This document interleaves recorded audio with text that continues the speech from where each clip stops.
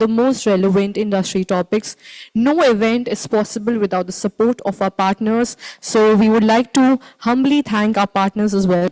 Presented by Ad Factors PR Knowledge Driven Communications, powered by Partners Kaizen PR Professional Group.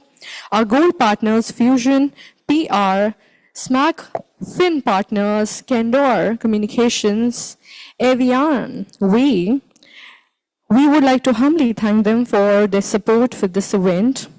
Before we move on to the inaugural session, I would like to remind our eminent guest here today not to forget to post on the social media about us with hashtag e4m PR30 under 30, hashtag e4m PR and Corp.com, hashtag PR30 under 30 summit.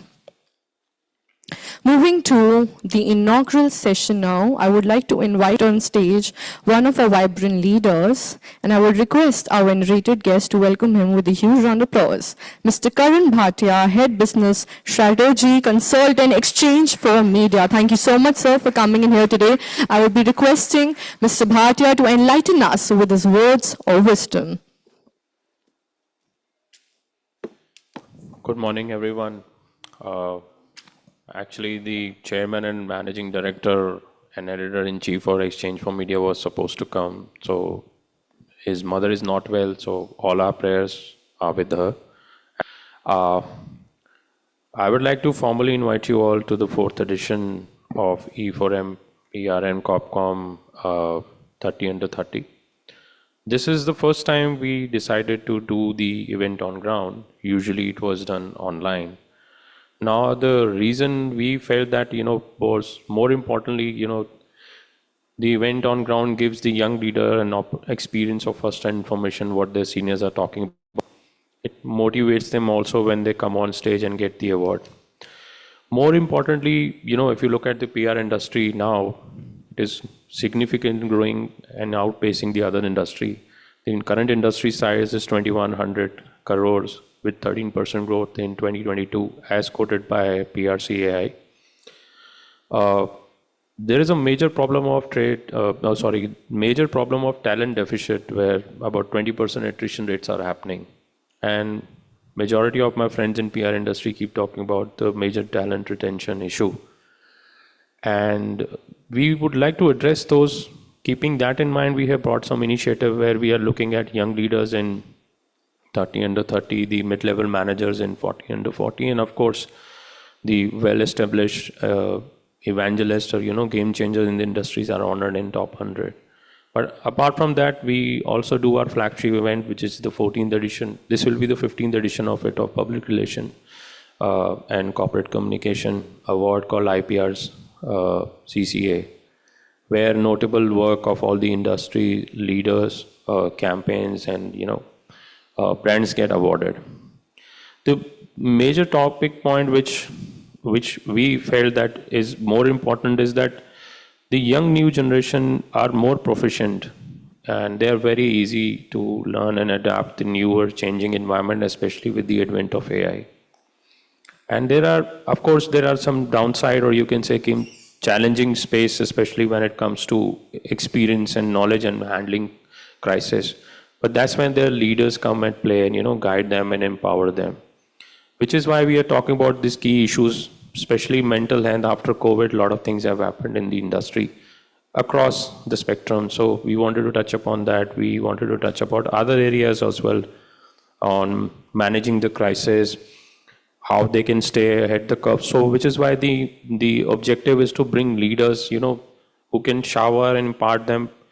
And when the industry come together, when the convergence happens, there are a lot of new things, new techniques that you people tend to know. With that objective, we just thought, let's start with it and see. I'm sure as the day unfold, you will see some exciting sessions, some panelists coming and giving you, new lease of life when it comes to PR. I'm personally grateful to everyone who has come there. And I'm sorry for the traffic outside, not that we have any control over it. Majority of people have to stuck outside, but thank you. I'll be seeing you more. And since the panel is here, I will not take much time. Thank you once again. Good to have you here.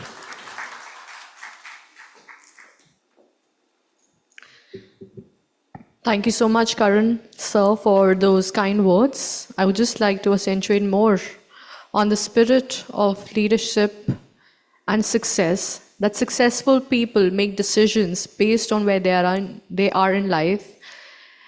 And if you want to be more successful in life, you need to make decisions based on where you want to be in life. Proceeding forward with our first panel on the topic, how can young PR leaders stay ahead of curve in the industry?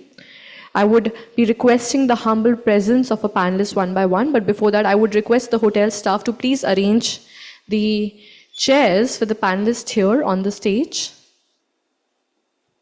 And as they are doing that, I would like to seize the opportunity to get to know our wonderful audience here today. So a hearty welcome to you, one and all. My name is Shantini Sehgal. I'm very privileged and honored to be here, standing in front of you, and in the presence of so many wonderful, vibrant minds. I'm sure we will together have a wonderful day filled with knowledge, learning new things together, and progressing forward.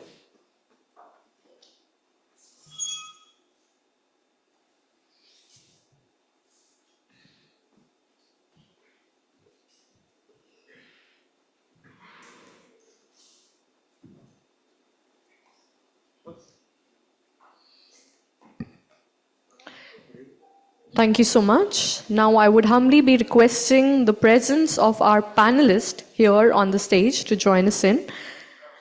Starting with Kiran Ray Chaudhary, co-founder and joint managing director at 80DB Communications. Most welcome, ma'am. Akshita Agarwal, senior communications manager, Magic Bricks. Welcome, ma'am. Next, I will request the humble presence of Mukesh Kharbanda, managing director, Fusion PR, followed by Diana Fernandez, founder and CEO, Bloomingdale's Public Relations. And of course, last but not the least, the moderator for this session, Akansha Jain, Head Public Relations and Corporate Communications, Bharat Pay. Can we have a round of applause for our panelists as well as for the moderator of the session? Over to Akansha to take the lead on and deliver a wonderful session indeed. Thank you so much.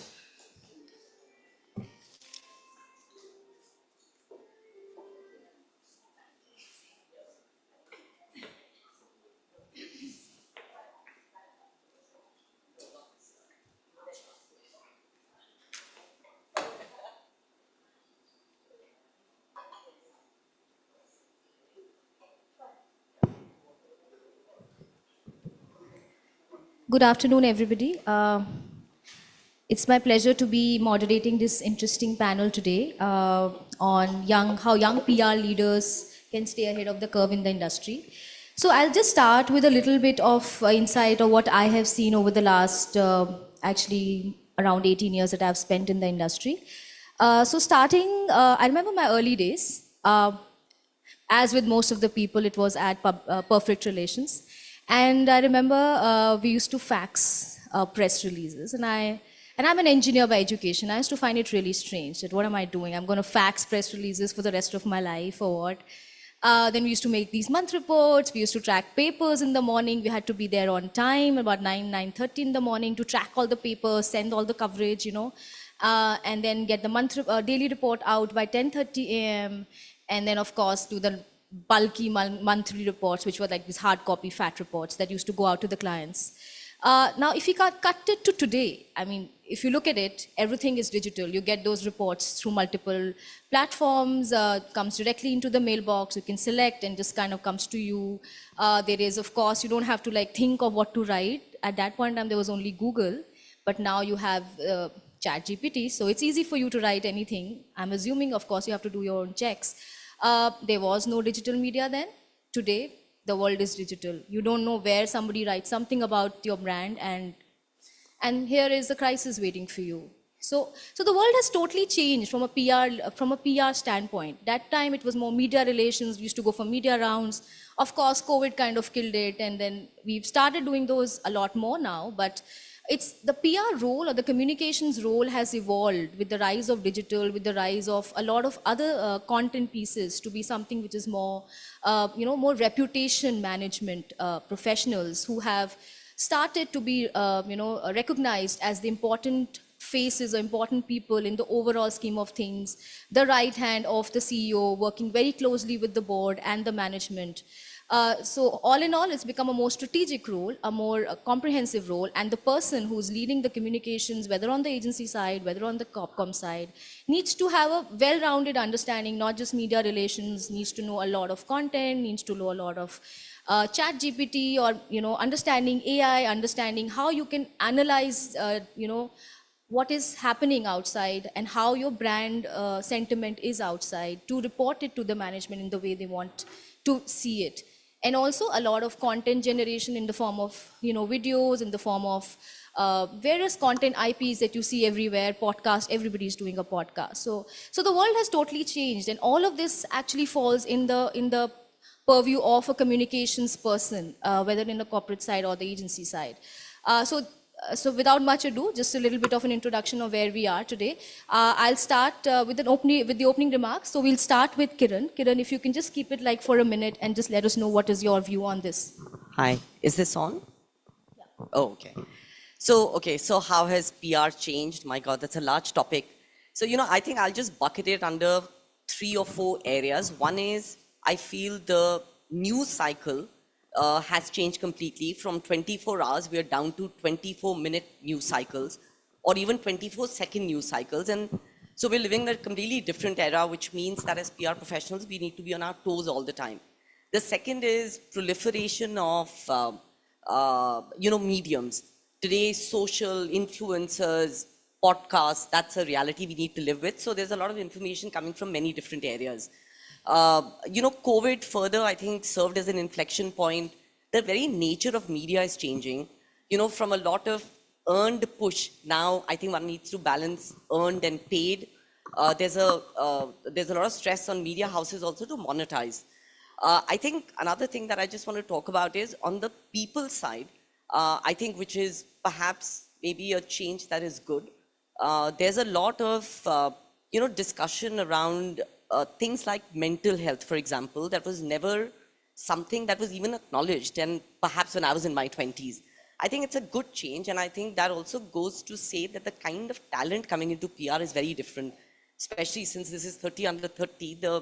The talent that's coming in is perhaps treating work as one of the things they do, not unlike our generation with thought of work as worship or whatever. We were brought up with that kind of focus. So I think as a profession and as, well, somebody who runs a PR agency, I think there's a lot of change that I'm witnessing in terms of also how you induct and coach and treat this talent.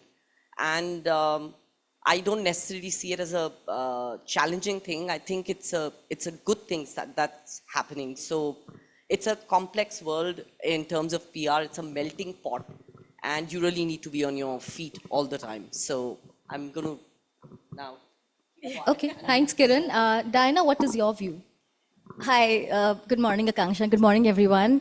When I was on flight to Delhi yesterday, I was thinking that what should I say to get a room full of 20-year-olds to like me, because I have always gone at various events and said that I don't know what the 20-year-old people want and I don't understand them. But on the contrary, I actually feel and believe that they honestly know what they want and they honestly know how to get there.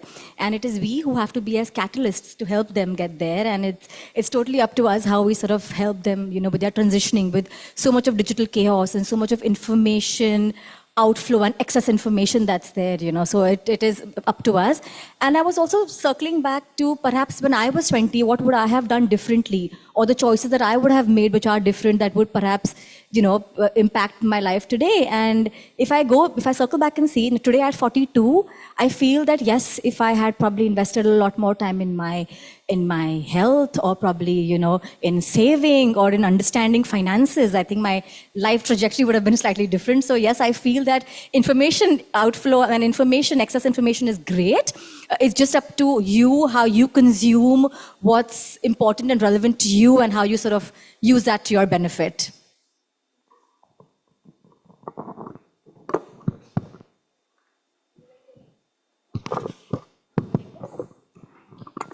Interesting point on Gen Z and the young generation, and I kind of echo the sentiment that both of the ladies have put across. They actually just know what they want, and they're just not like us. You tell them to do something and it's a good thing. And they're very clear. Maybe we were the generation that was like, we have to work hard, we will put extra hours, but they are very clear. This is what we can do, this is what is our off time, this is how we have to balance it, which is a good thing. And of course, we'll have to nurture these leaders and maybe build a better world for PR. Moving to Akshita, what is your introductory views on this?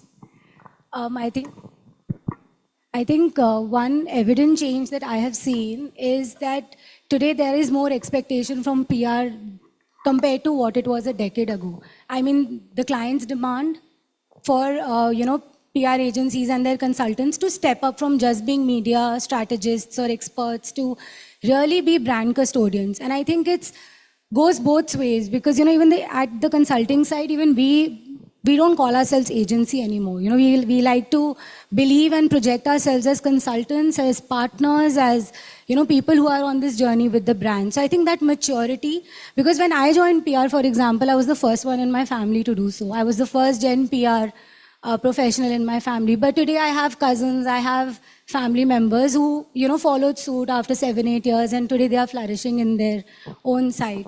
And I think because of that, what is happening is there are offshoots, like you mentioned, that there's digitization, there's integrated PR, paid initiatives are also given equal importance. I think these are all signs of maturity of what we can bring to the table, and therefore we demand a seat at the table. And that's why we are working with the leadership directly, which was probably not the case 12 to 15 years ago when most of us probably started, on this journey.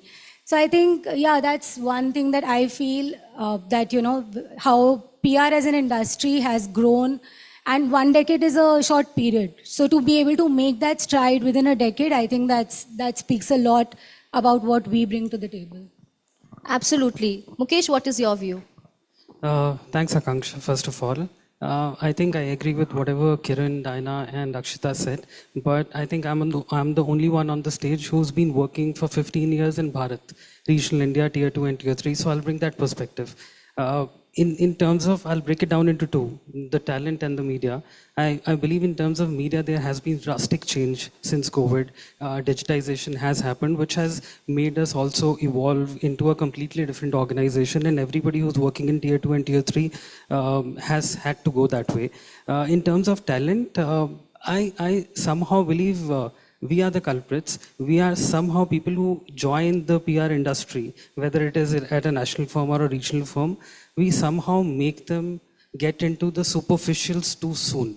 So we tell them to paint the right picture rather than understanding the colors. One such example would be all of us, whether it is a national agency, a corporate communications team, or a regional agency, we would have a slide in our pitch presentation in every plan when we are presenting it to the C-suite about only one English publication being in the top 10, Bennett Coleman Group. But what beyond that?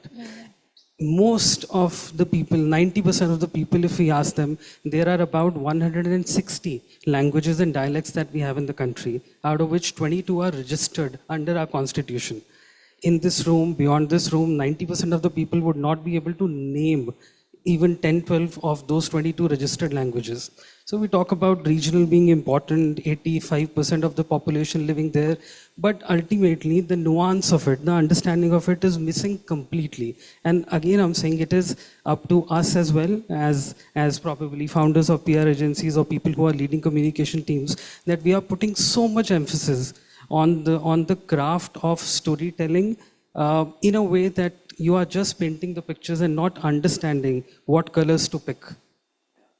Interesting perspective. Mukesh, we'll come back to you on more on this. Moving ahead, Kiran, what do you think with the rise of technology and data analytics? How do you think communication strategies have changed? What is your view, or what is your advice to young professionals, how they can leverage technology and AI to kind of build more innovative campaigns and showcase impact? So first about the rise of digital, I think one of the key things that professionals, and this is regardless of age, will need to do is build the ability to connect the dots. I think there is just so much information out there. So being in the know, being curious, being up to date with information and connecting the dots becomes a really important skill. In terms of, sort of utilizing Gen AI, personally, I feel it has been a game changer. And I personally also would be lost without this technology. However, this is my personal sort of experience with it. I think with experience, you just get better with the usage of that technology. I find a lot of youngsters using it in a manner which is, I think, not very effective. So learning to use the technology is as key as you bringing the best out of the technology. So I feel over there, experience does help. Broadly, here's my thing about technology and the usage of technology is that I think youngsters will learn a lot through osmosis, observation, even by instruction. And it'll be important for them to build, being consistent versus being in a rush. And I think things will fall into place. I personally feel that two things. I think value the input when you're young. The output will come. And the other thing is, to me, I think we say that a lot at our firm, which is we hire for attitude and train for skill. So I think these two things seem to be important. My own personal experience is that they work. So I think a lot of, really the PR profession, I think, is best treated as a marathon and not a sprint, because the changes we are seeing today, in another 5 years, they look very, very different. We don't even know what they look like. So it's, I think it requires a learn it all attitude, mentality. And these are just tools, be it digital, tech, analytics, Gen AI.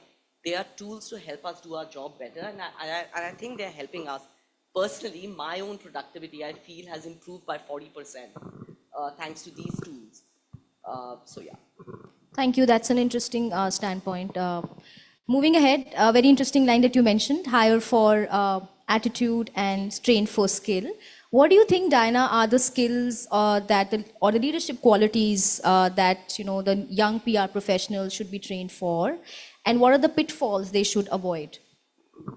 We represent this author Robin Sharma at Bloomingdale, and he has this book called Leaders Without a Title, or Lead Without a Title, something like that. And where he says that wherever you are, whoever you may be a junior executive, you may be an account director, you may be a manager, you need to be a leader in your own right. You need to take onus and take responsibility of your client, of yourself, of your family, your parents, your siblings, and whatever you do, you need to do it to the best of your ability. And that, in my opinion, is the right skills that you require, or that's what that is leadership. You need not necessarily have a tag of being a boss or being bossy or whatever. It should come from within, that wherever I am, in whatever space I may be, I am doing my best, and that's something it should be, how you should take your career ahead.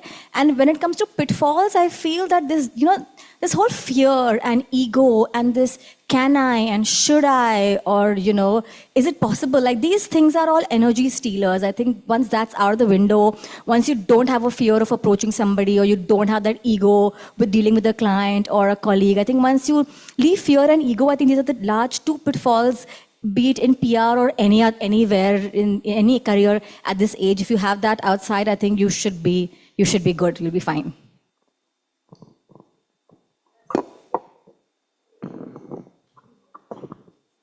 Sorry, that's a good point. So yes, if you are fearless, for lack of better word, I think you'll do better in communications, as the leaders have pointed out. Moving to Akshita. Akshita, what do you think are so the PR, the PR world is changing very dynamically. What do you think are some trends that these guys, the young PR professionals, should keep in mind, hone their skills to be ahead of the game? Thanks, Akanksha. You mentioned ahead of the game, so I'll just take a step back. And before I go to trends, I just want to say that if we want to stay ahead of the curve, we need to think, behave, act, and put in the hard work that is ahead of the curve. I mean, just sitting, you won't be able to be ahead of the curve.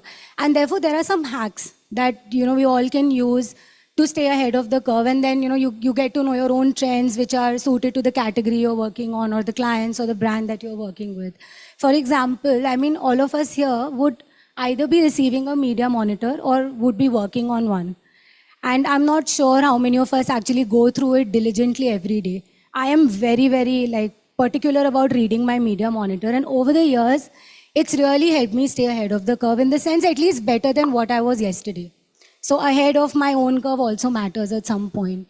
And then accordingly, if we look at everything that's happening around us from the lens of social environment, economic environment, political environment, if we just know one trend from each of these, that's like 3 trends that can help us stay ahead of the curve. I strongly believe that. So, for example, how is the audience changing? One of the big trends we've been talking about is the rise of Gen Z and millennials as a very, very important target audience. I mean, even in real estate, where, a home was more of a generational wealth that probably our parents and the generations left for us. But today, that's not the case. People are actively investing. Gen Z have increased investments in real estate. So, that is one trend that I would say that, and given the fact that they're also the next gen leaders, they would know how to best market or best position their brand to these, to these cohorts.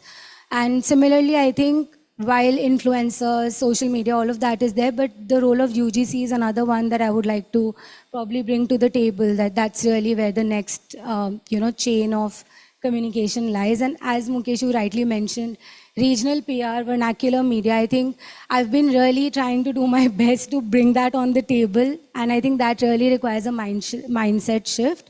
But I think it's really the responsibility of the next gen leaders to really pull up the industry from the usuals to find the right colors to paint that picture.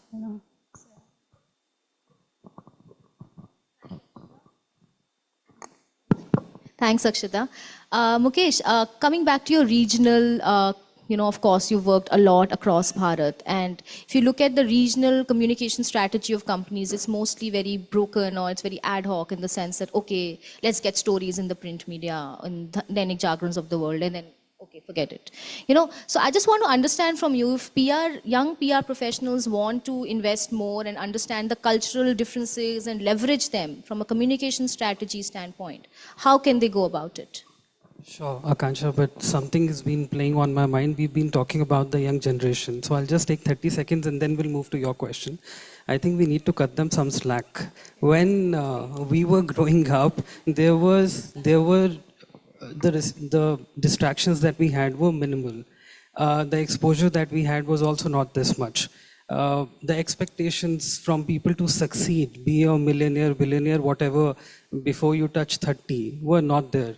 So, I mean, there must be something that we as leaders are also doing wrong if we are not able to shape up their opinions in the way that we want. So, I mean, not many people in their 20s are there in the room, but I'm hoping they will be watching. So they are doing fine. I think it's just a churn, it's just a phase. Once the things get settled, people get used to the kind of distractions that we are going through on a day-to-day basis, I think it will fall into place and we will have leaders in the next decade or so, which we will be able to vouch for. Now, getting to what you asked, the cultural, you asked about how do we make it work and how do we ensure that we understand the cultural nuances. Okay, so I feel when in regional India or Bharat, it was always about amplification. And brands were never understanding the true potential of what a separate communication strategy can do when you are planning for your regional communication, which has changed drastically over the past decade. It has, in a way, moved from understanding the media landscape only, understanding, like you said, or like Akshita said, what can be done, how can we best utilize the media opportunities that we have, to understanding the consumers we have in regional India now. I think it has moved from deep understanding of media landscape to a thorough understanding of the consumer landscape. Taking it a notch higher, it is also about talking in the same language. And when I'm talking about the language, I'm not necessarily talking about the bhasha of it. I am talking about the understanding of their cultural nuances, their festivals, what are the things that they are brought up with, what are the insecurities that they have. For example, if we are talking about Karnataka, language plays a huge part. Same goes for Maharashtra, same goes for Punjab. And if you are doing any campaign whatsoever and you do not understand what farmers are going through in the states of Punjab and Andhra Pradesh, and you are doing a campaign there, it could backfire. So the basic would be to understand the market and the consumer before you are even starting to plan for your brands. Third, and the most important part, I think, would be understanding a little bit of geographical landscape as well as a political landscape. I still see most of the people in the PR industry, again, as I said, it is becoming superficial. I don't know why. We are only focusing on what our clients want rather than telling them what exactly is the need of the hour and what is the voices that you're hearing from on ground. So once we start doing that, I think most of the people in the PR industry would not know, do we have 28 states, 29 states? Jammu and Kashmir now converted into UT. Is it 7 UTs now or 8 UTs now? Forget about the capitals, forget about the governments we have in place, forget about the media inclinations or the political affiliations that we have in media houses. So until or unless we get the basics in place and understand those cultural nuances, I think we'll be going around in the same vicious cycle that we've been going around in the past decade. Yeah, I think very pertinent points, and it's important for us to not just work superficially, but kind of get in depth into what are the nuances, and accordingly plan our strategy. Just moving ahead in the interest of time, Kiran. So crisis today can hit us any day, any moment, any time. One post on X can kind of start a crisis. What do you think? What would be your guidance for? I'm sorry, I'll have to say young PR professionals, that's the topic. What would be your guidance for emerging PR professionals to manage this, the crisis in today's times better? So, so you're right about that, Akanksha. I mean, crisis is erupting, typically on Twitter or even LinkedIn today. So let me divide this into two parts. One is the skill and one is maybe traits, personality traits that one needs. So, when it comes to skill, I feel managing crisis, because it can really translate into loss of reputation, business for a brand. It's a very, very serious thing. So I think it comes over time as you get better with managing a crisis. There's, of course, a broad framework that all PR professionals are aware of. But having said that, every crisis is also very, can be very unique as well. And the response, therefore, has to be unique. I think it's a skill that comes over time once you spend time in the business, and then I think it starts to come to you very intuitively, and you know what to do. Now, the thing is that different kinds of crises, there was a Cadbury crisis and the Maggie crisis, which is very different. But of late, a crisis that comes to my mind is the exchange between the Ola founder and Kunal Kamra. Now, that is also a crisis of a kind, which needs to be managed. So I think each one of them requires a different kind of response, and I am not very certain, while young PR professionals are key to the equation in terms of being, like, having their ear to the ground, I think they could need hand-holding to actually respond to it effectively. Now, on the other side, the kind of skill you need, I think, and that's, I think that it's a skill that I think anyone would require in any kind of crisis, be it personal or professional, which is you need to command like a calm exterior because you're managing multiple stakeholders. The pressure is quite intense because we've noticed when a crisis hits, clients could be panicked. They put a lot of undue pressure on you. You're dealing with a large number of stakeholders trying to calm nerves. So I think, learning to be calm in a crisis is very cliched, but, and that comes with time and experience and having worked in a few. I think it's like a, learning to manage crisis is by going through the fire and getting comfortable doing it. But the possibility of crisis is only increasing because of the number of mediums today that we are dealing with. So monitoring, therefore, becomes hugely critical. And, being on top of things and knowing what could potentially sort of, become a crisis is like an important muscle to hone as well. I think it's best learned on the job. I'm not so sure, and it'll just come to you. I mean, but I'm sure a personal crisis also requires one to be calm, listen, understand, and then, so I think it's pretty similar. So yeah, a lot is required. I think valid point. I won't take more time, but yeah, I can vouch for it that crisis, you need to have a cool head. And then having managed one of the biggest crises in startup world, I can say that. And then it becomes part of your life, so you don't react. The world can jump around you, but you'll just keep a cool head. So I think that's my advice to young professionals. Dinah, there's a lot of stuff said on mentorship. And, we also, as professionals, whatever level in our career we are, there is a lot of focus we give on mentorship, and the right mentors can really own us to be at the next level. What do you think? How can young professionals, kind of learn or do better with mentorship, and how do they find mentors? Mentorship is so important. And today at 42, I realized that even more. Like I was mentioning even earlier, if somebody told me to do some things differently, I would have been in a different space.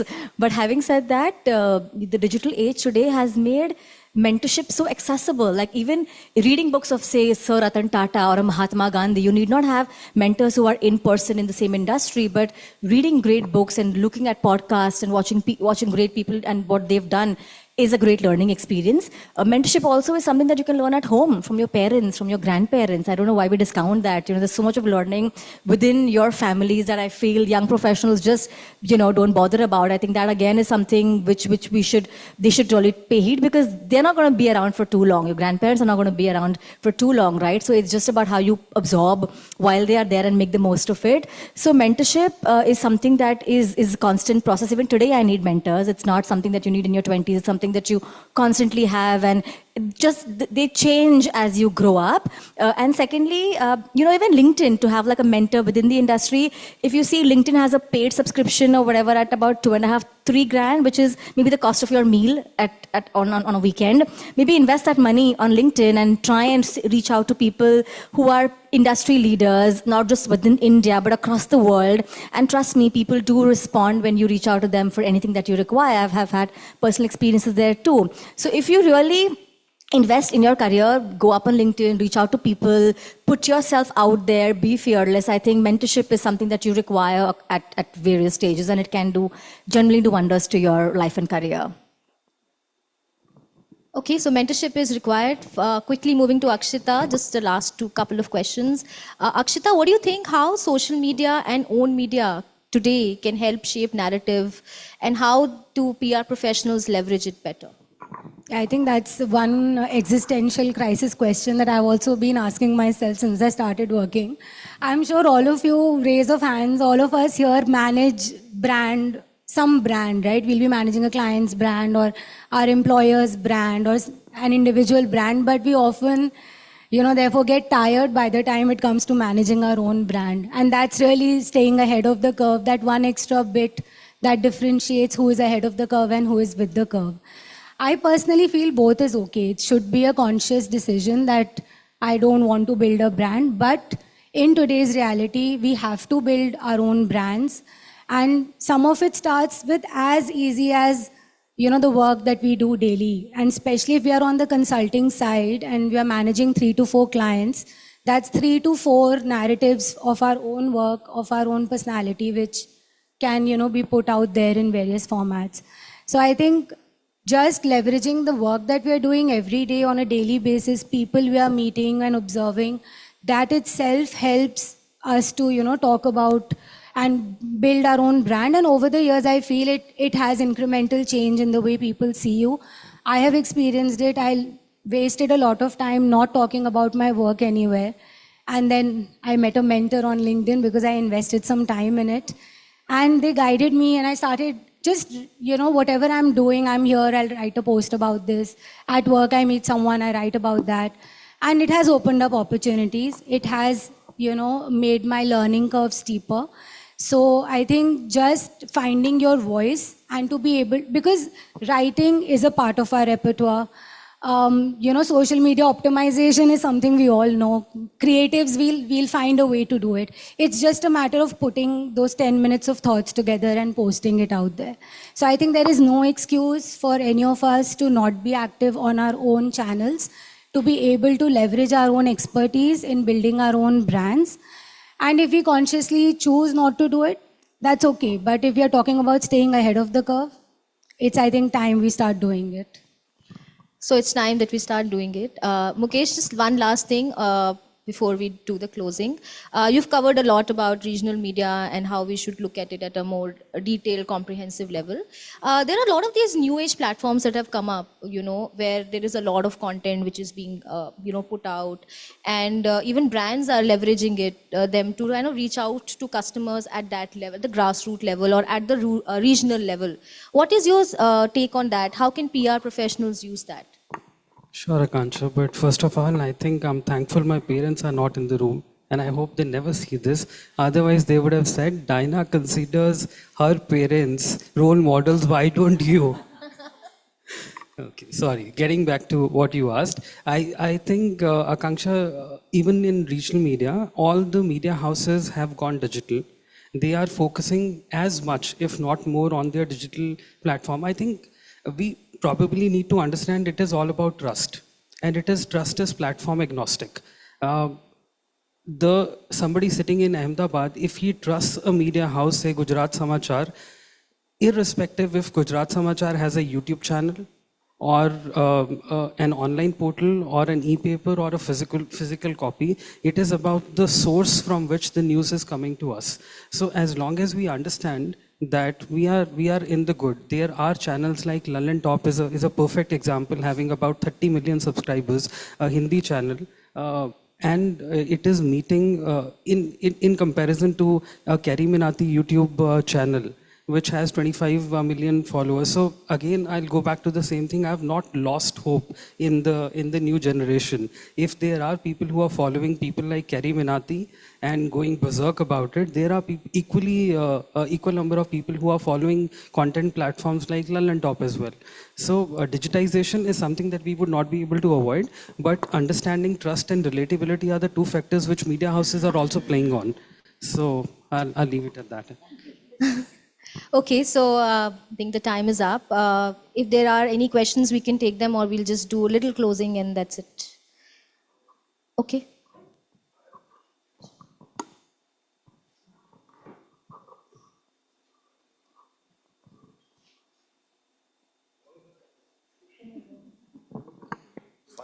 Okay, so just a humble request to our panelists. I know we're running short on time, but your session has been curated so diligently that we have questions here. So just a quickie. My name is Puneet Ahuja. I come from Preferry Limited, UK. See, I was hearing, all, the wonderful, the talk that you had. My only question is, digital media, when you talk of, there is so much of knowledge on the internet that we get confused, right? So if you are doing any advertising on the digital media, you have to be very, very precise. Because today, we get about 20 mails for one product. So how to choose? That's my question. I mean, what I'm saying is that, at times digital media becomes a curse also because of too much of information. Sir, I think you're absolutely right. But what I feel is, I just mentioned it is all about trust.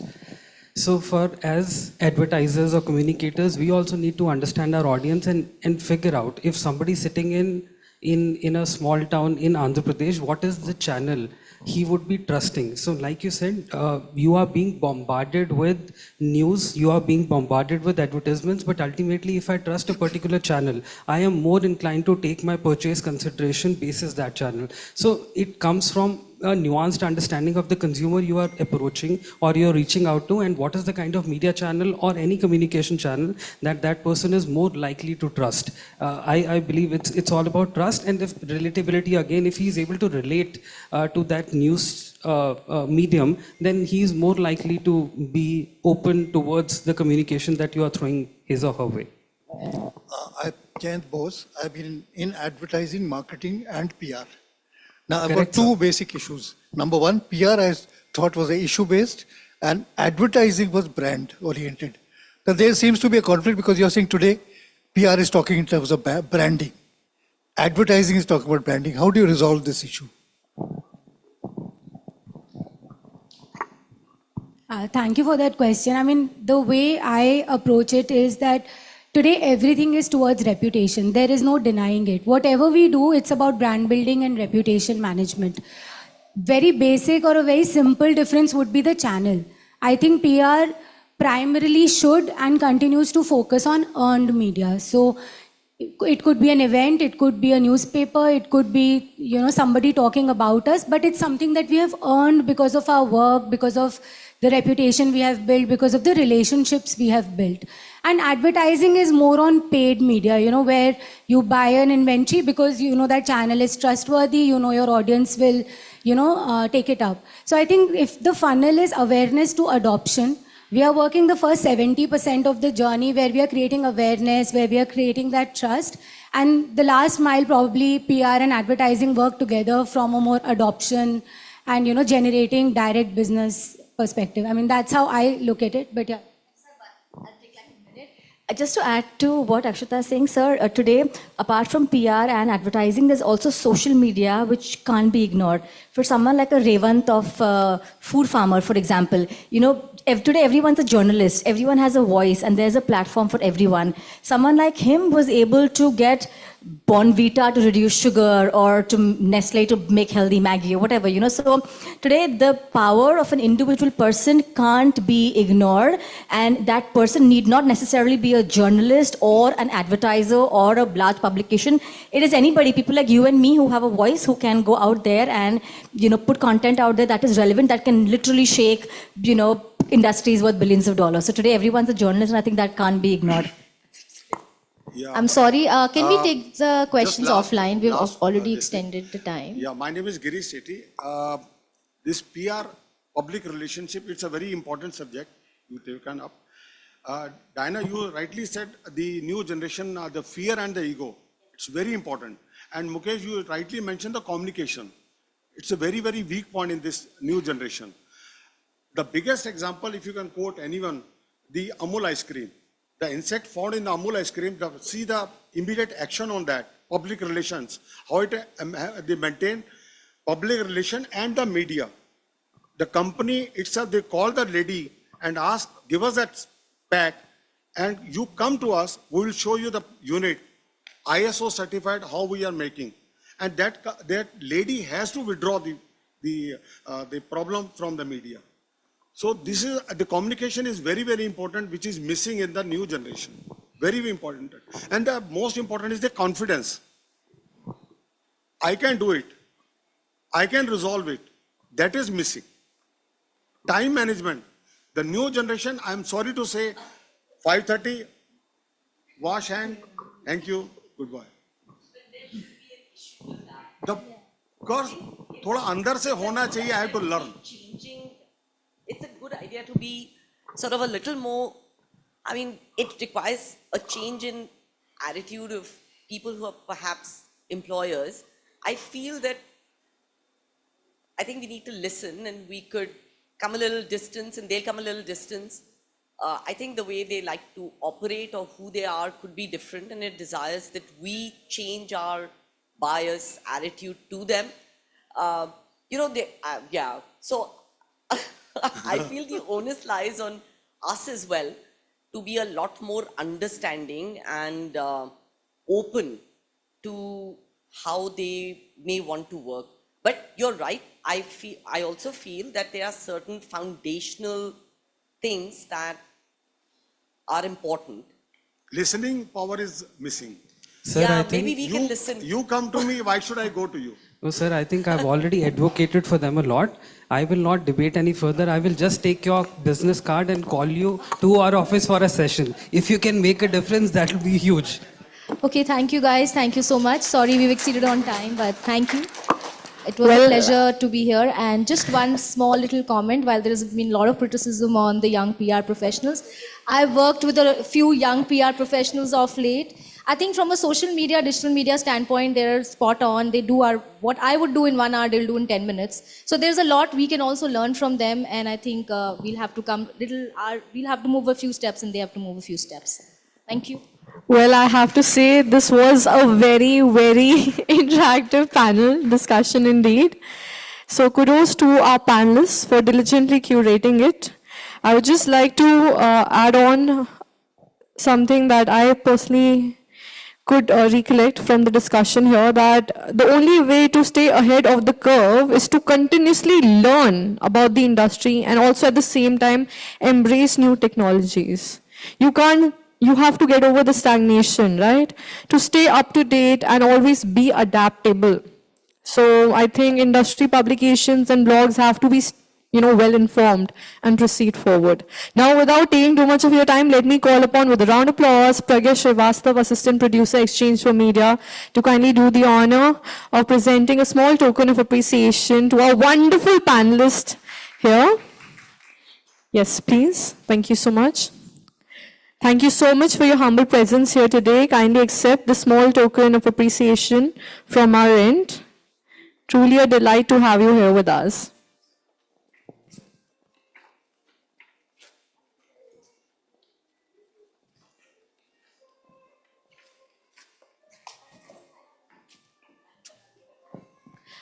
I would also request you to please come for a photo op together.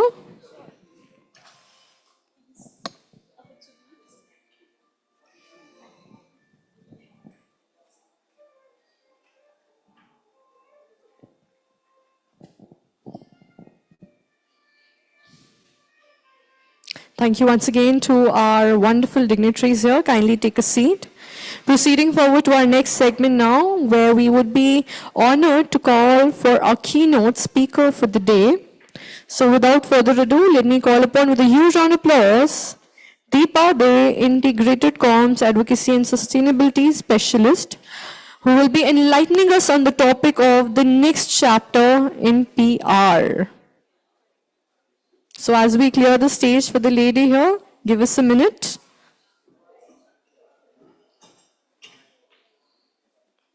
I'm sure it will be a very educative and insightful session indeed. So please place your eyes onto the stage and keep your phones in silent mode. All right then.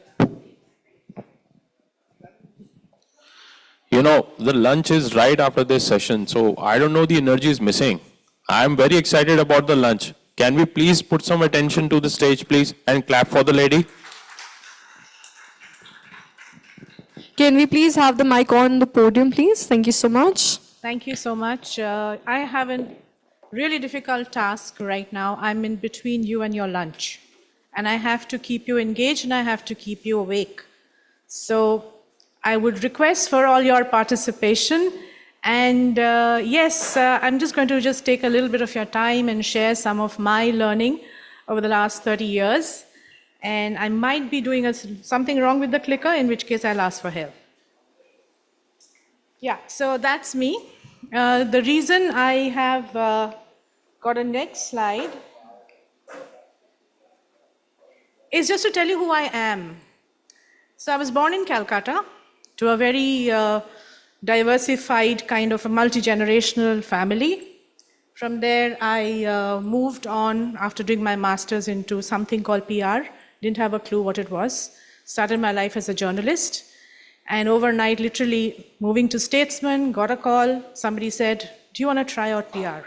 That was about 30 years ago, exactly 30 years ago. And from then, found my life partner, Nikhil, in the course of my journey.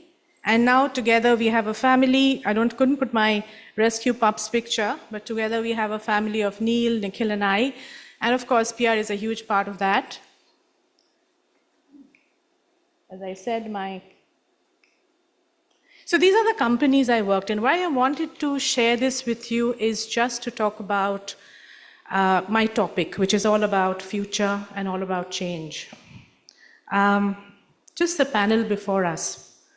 They were debating about how to be more efficient, how to be more useful to each other across multi-generational workforce. So we were actually talking a little bit about the future. So I started, as I said, as a journalist many years ago, then moved into PR, worked across multiple companies. My last job was with Unilever, which I handed over in July, and now I'm on my own, doing a lot of mentoring work, doing consulting, and yes, having a lot of fun in the process.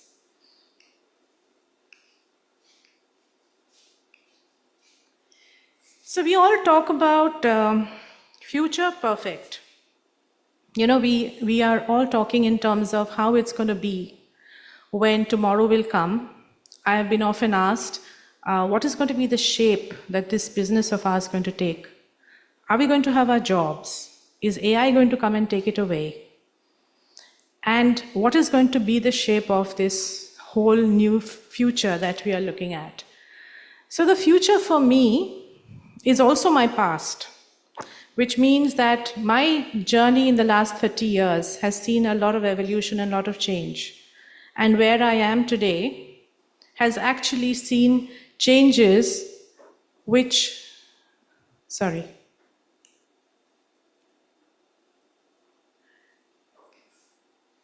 the changes which actually are clearly visible on the images that I've kept at the bottom. I started as a journalist in a typewriter, moved on to electronic typewriter, and then computer, and then now we are all on our smartphones.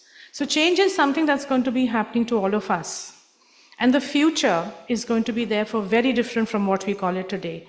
And to the point of the gentleman there, that the people who we work with now are no longer doing what we used to do. Sir, we are living in their world. They are not living in ours. So we have to therefore adjust to their world. We have to learn their trends, and that's what future is all about. Now, for me, the future, anytime you think of future, I only can think of how to let it go. Every time I have shifted my job, every time I have moved from one organization to the next, it has been a huge amount of unlearning. So what is it that you need to let go of? You need to let go of your old learning, old habits, and of course your prejudices. So again, I go back to the conversation that just happened. Our old learnings expect our future generations to behave in a particular manner, whereas the truth of the matter is, it's not going to be that. And we have to be fine with it. We have to be just okay with it. So I'll give you a few anecdotes about my prejudice with my job. Like when I first started working, there was nothing so well defined as internal comms, external comms, online reputation management, policy comms, etc., etc. I mean, those are things that have happened over the years. So for me, my larger part of my career was external comms. I mean, we all pretty much started with managing media relations. And one fine day, I move to an organization where I'm asked to do internal comms. And I just couldn't deal with it. Because I felt it was a step down. Because everything, so working with journalists, influencing column CCs, influencing the external narrative was such a huge high. And suddenly you were asked to do something which was absolutely not going to be that. But the thing is, over a period of time when I embraced it, I realized what a huge power that has. And in today's world of social media with Glassdoor and similar apps, you will realize how important it is to have a very strong employee culture and very clear engagement with the employees as they are progressing in their journey. So therefore, my prejudice had to change, and it had to become a power, from prejudice to power. The second thing that I would like to share with you, which is quite interesting, is when I used to work with Airtel and I used to head the communication function there, I used to work with 8 agencies, 22 people across 3 countries. It was massive, it was huge, it was at that time the market leader, and we were also dealing with the 2G scam. So the industry was under pressure. The market leader had to always step up. So the speed of execution, speed of decision, speed of strategizing, everything had to be at a humongous level. I mean, I don't think I have ever worked in any organization which has challenged me more than the organization that I'm talking about. So for me, speed of work was very important. That if you were good, you were able to do things quickly. It was almost like a Maggi noodle kind of a situation. But when I joined GSK, it all changed. GSK's culture was from pharma culture. I used to work with GSK Consumer Healthcare. Now, pharma culture is a very different kind of culture. It does not like speed. It tells you speed is bad, because speed comes in the way of you deliberating your decisions in a scientific manner. Again, my prejudice was there in front of my face, and I was like, whoops, I need to change. I need to move. So every time something comes up, and everybody who is in their beginning of their journey or the middle of the course of your journey, it's very important for you to know that a lot of stuff that made sense to us yesterday may not make sense to us tomorrow, and that's okay. Because we always say, how did this happen, and why is it happening, and why isn't it happening the way I know? Because it's pushing me out of my comfort zone. That's exactly when you need to just reflect on that and say that, yes, it's okay. It's okay to be different. So therefore, the power of unlearning is something that we need to embrace in the way that we are progressing in our career. The second anecdote to this that I would like to share with you was, when I started my career, I was working with a very small organization. It was a hospitality industry that I started with, where there was the founder, who was also my boss. Aligning them was so easy, and getting things done was easy. Budgets used to be rationalized quickly. You were getting permission to do everything so easily. But when I moved from there to the first job, which was a listed entity, which was SpiceJet, everything changed. You couldn't do things the way you wanted to do. You had to deliberate on things in a very different way. You needed to understand the guardrails. You needed to be able to understand how to, within that guardrails, operate the way which was efficient for you. So again, we had to learn something completely different and embrace it. Everybody talks about these embracing of things can be very difficult. And now that I'm doing a lot of mentoring, the other day I was having a conversation with one of my mentees, and she says, yes, I understand embracing, but I don't know how to embrace. I would rather do something on my own. I don't know how to embrace the change of working with a larger group of people, because I have always learned to do things on my own. So it was very interesting the way she broke it down. She says, at the beginning of embrace is the permission that you give yourself to step out of your comfort zone. And the second phase that she identified for herself was to say that when you are looking to embrace something, you should be open to a completely new learning, which means you have to start challenging yourself, not only just move out of your comfort zone, but also start challenging yourself. And only then, after that, you can actually come down to embracing. So embracing is also not such a simple thing that we kind of constantly talk about. It's also something that we have to rationally work through. And in that conversation came out my next point, which was about trust. Everybody that is in this room and outside of this room listening into the conversation, I think we are all working on something as fragile as trust. What are we doing with our everyday work? We are actually building trust. Or, if we do it incorrectly, we are breaking that trust. But what is happening in today's world? I think our generation had it easy. And I agree with Mukesh when he says that we have to cut some slack, and Akansha also mentioned that we have to cut some slack for the next generation. When I woke up in the morning, I read only 5 newspapers. That was it, 5 newspapers. For at least first 4 years of my career.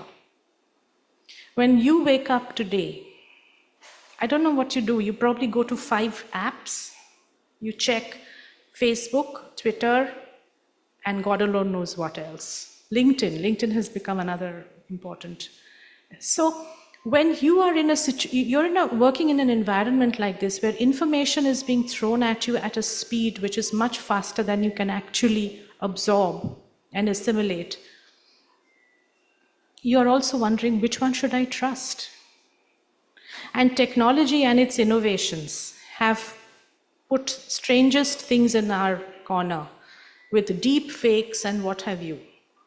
The other day, my organization, Airtel, announced that they are going to put out the word suspected spam before every call that they sense is a spam.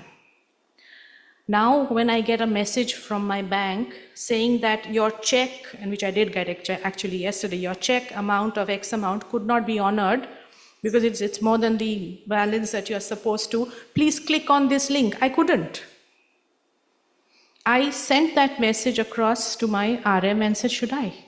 He said, but ma'am, it's come from Axis Bank. I said, but how do I know this is Axis Bank? So I think you have it tougher than we did. Because every step, you actually have to turn back and ask, am I doing the right thing? Is this kosher? Then move yourself up a little bit and see how, initially, I think somebody just touched upon this point, that we need to understand the ownership of media houses. That's a given. You need to understand the geopolitical situation in which you operate. So there was a thing that we used to always hear at one time, content is king. And I used to always tell people, context is king. Content is, that famous experiment that was done by Wall Street Journal of that performer in the New York subway. Will probably, if you look it up, it will probably be the same.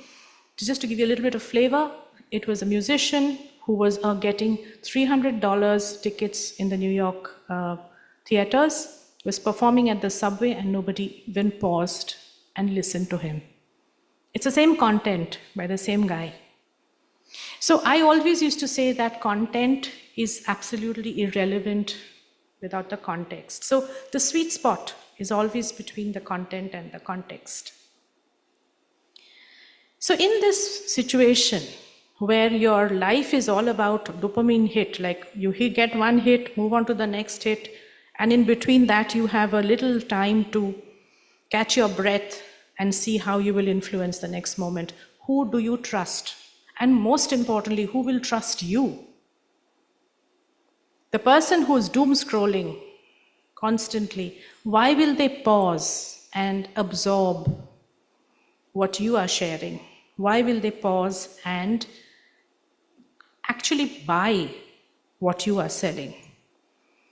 So again, in a very interesting conversation with one of my other mentees, where she was like, I don't know who to trust.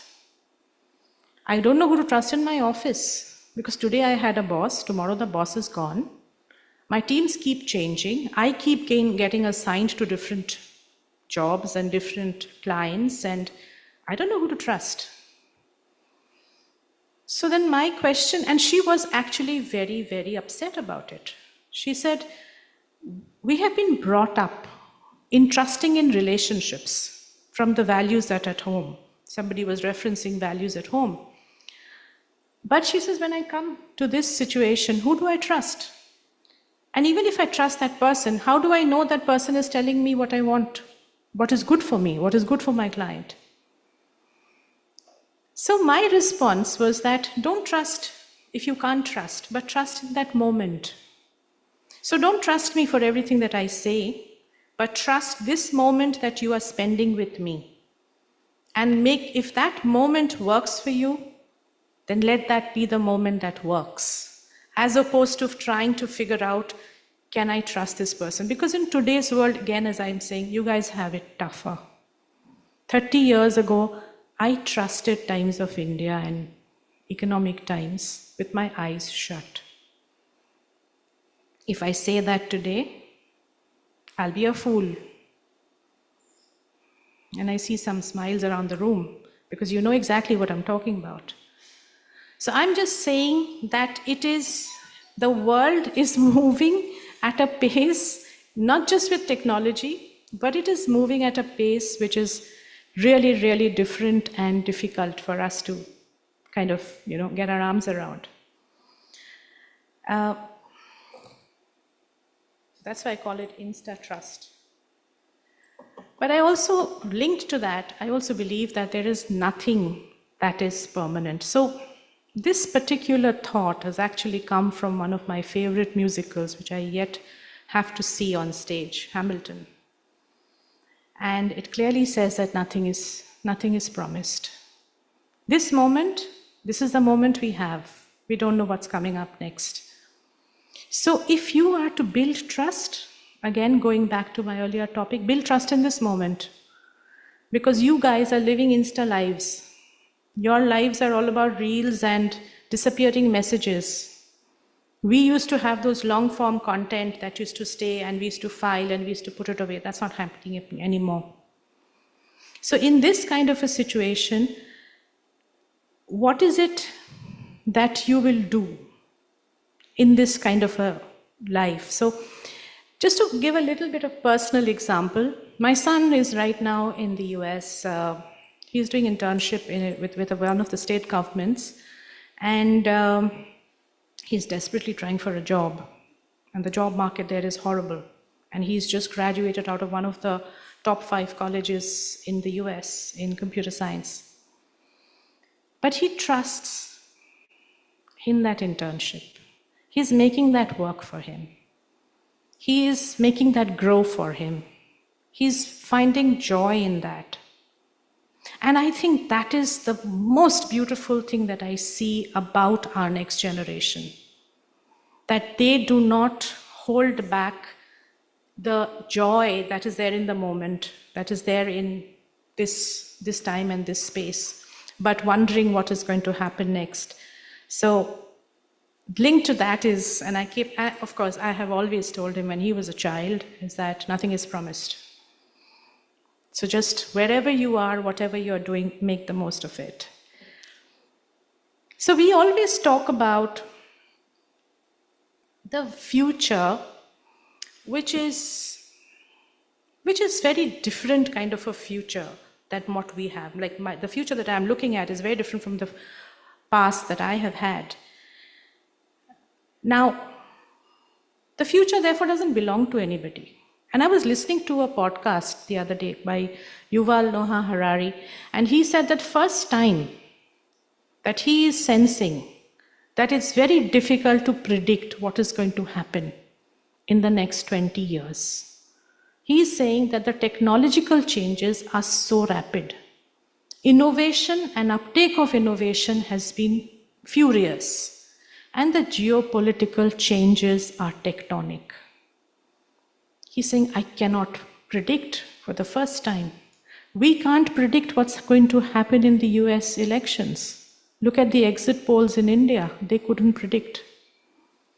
So, future is therefore, it belongs to nobody. We are all trying to say, do these 5 things and the future is yours. No. That can be the truth here and now, but Going forward, it may just all change. So it actually, if something belongs to nobody, then everybody has a stake in it. So everybody sitting in the room has an equal stake in the future. So go grab it. Make it your own. Be fearless about what you want out of that future. And that is possibly what is going to help you control the chaos. There will be chaos. And I was listening to a few questions saying, what can we do with crisis management? And, crisis used to be for us, it had a 24-hour news cycle. It used to come and it used to hit us the next day. We went home. But crisis now, you wake up in the middle of the night.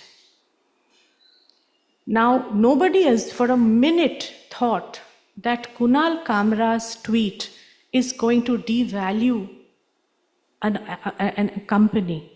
We couldn't have imagined. This is a no playbook across any agency, any corporate. And trust me when I say this, I have seen a few.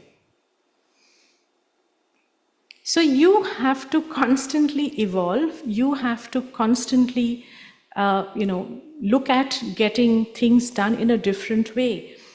And the whole thing about crisis and whole thing about the future is shape it the way you feel it is going to be important for you.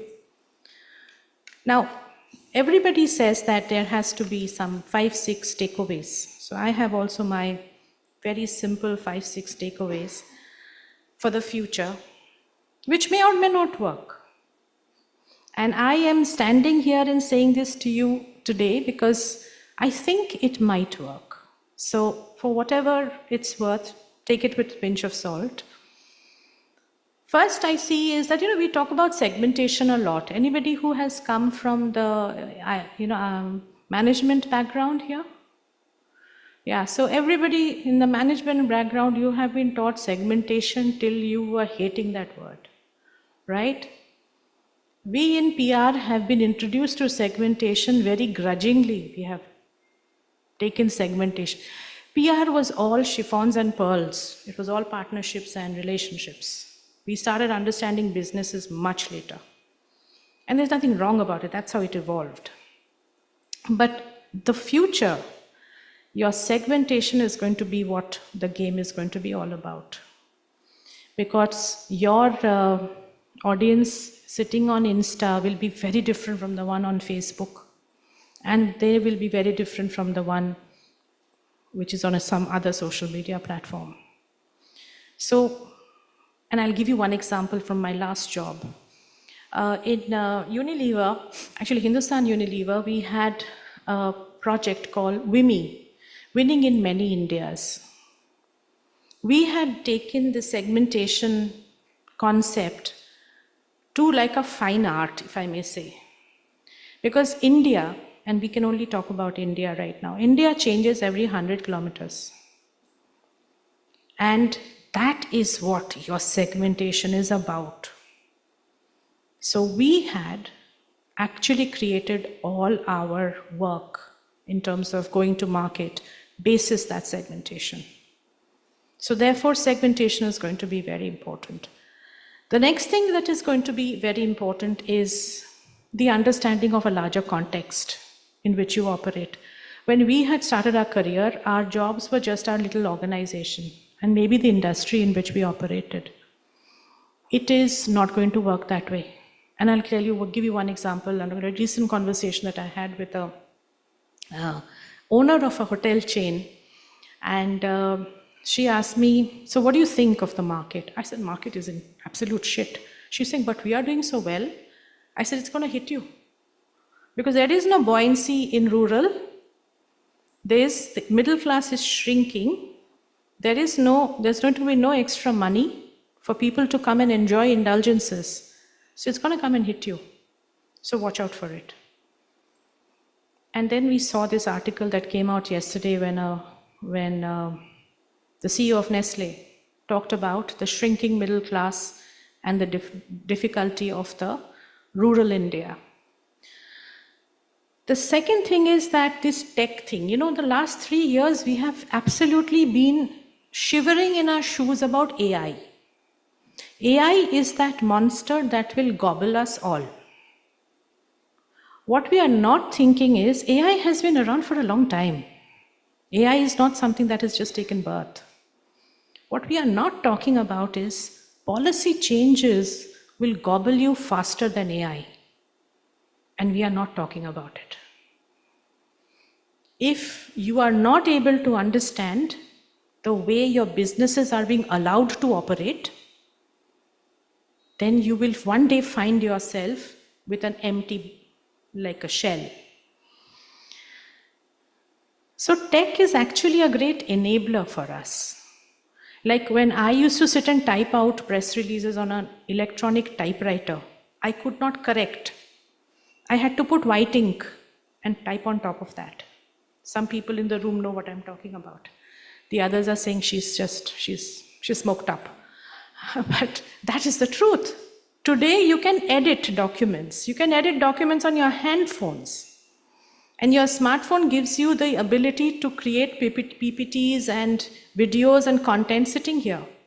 So use tech as an enabler. Tech is a fabulous enabler. I've spent 3.5 years working for a tech-aided company, and I know how amazingly it can actually transform lives. I also see there's a desperate need for collaboration and partnership. I've never seen this before. I've started seeing that communities are trying to come together. You know, we live in all these buildings, condominiums. We are all leaving the houses at 8 o'clock in the morning and we come back at, say, 8 o'clock in the night. We don't know our neighbors. But people want to know other people like them. So groups are forming, WhatsApp groups. How many of you are in part of at least 20 WhatsApp groups? I don't know how many I am a part of. But in that you will see, what are those things? You will see people will put on disappearing messages and they will discuss stuff that might not be good to send out. That's their safe space. Now, figure out how can you play in that. Because it doesn't matter what page 1 of ET is saying. If you are dissed in that WhatsApp group, nobody's going to buy that. At least that cohort is not going to buy it. And that cohort is going to influence 5 others. So think about it. I also think that, we keep these slides very heavy. My first slide, one slide was very heavy. I just purposely wanted to keep that, just to give a contrast with this. Go simple and connect.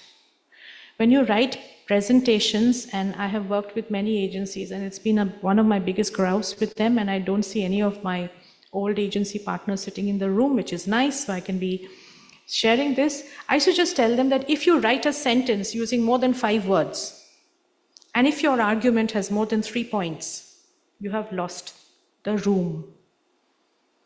Write shorter, crisper, tighter, meaningful content, which at least will fly, people will read. I also feel that this function, and probably only this function, has the only opportunity of becoming fact checkers and not fiction makers. You will all have the opportunity to correct. Either correct your own work, correct the people around you, and that's like superpower. Use that, because you are entering a future which is very chaotic. You're entering a future where information is going to come from various different sources. You're entering a future where tech will trick you. It will enable you, but every enabler tricks you. So in that future, the choice is, will you be the fact checkers or will you be the fiction makers? Because the more fiction you make, facts die, and that's a horrible future to be in. Thank you. That was my last point. Any questions? Happy to take. So we do have a lot of questions here, starting with you, sir. Very nice presentation. My name is Samir. I'm a media consultant. I just would like to point out the current debate on Twitter, as you were speaking, is a campaign run by Yuvraj Singh's agency. It talks about breast cancer. and it says about... The oranges. Yeah. Can you comment on that? I think, so the way I will look at any campaign is that, is it hitting the audience? How many of you have seen that campaign? Many women here. Please raise your hand. If only 3 hands go up, then it hasn't hit the target audience. It's not about the men. The men can, yes, of course, tell their wives or daughters or sisters to go and get it done. So we are talking about a campaign about breast cancer awareness and to go and check yourselves. So basically, so I think sometimes our contents tend to be a little smart and we miss the point. So my only submission here is, I wasn't a part of that discussion. I don't know exactly what the brief was, but I would say that when you are looking at creating a content, keep it simple, keep it to the point, make it attractive, make it smart, make it intelligent, make it quirky, but don't make it so much out of the box that people are unable to even recall it.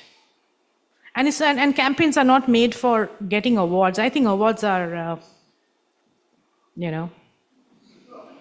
we all get awards, so I'm happy for that. Yeah, any other questions? Okay, so we do have one here. Good afternoon, ma'am. Yeah. Thank you for addressing the aspect of context. It's so important to, and also I think to have some intuition, common sense, along with just not being limited to content creators. I think that has become an overused term nowadays. ChatGPT.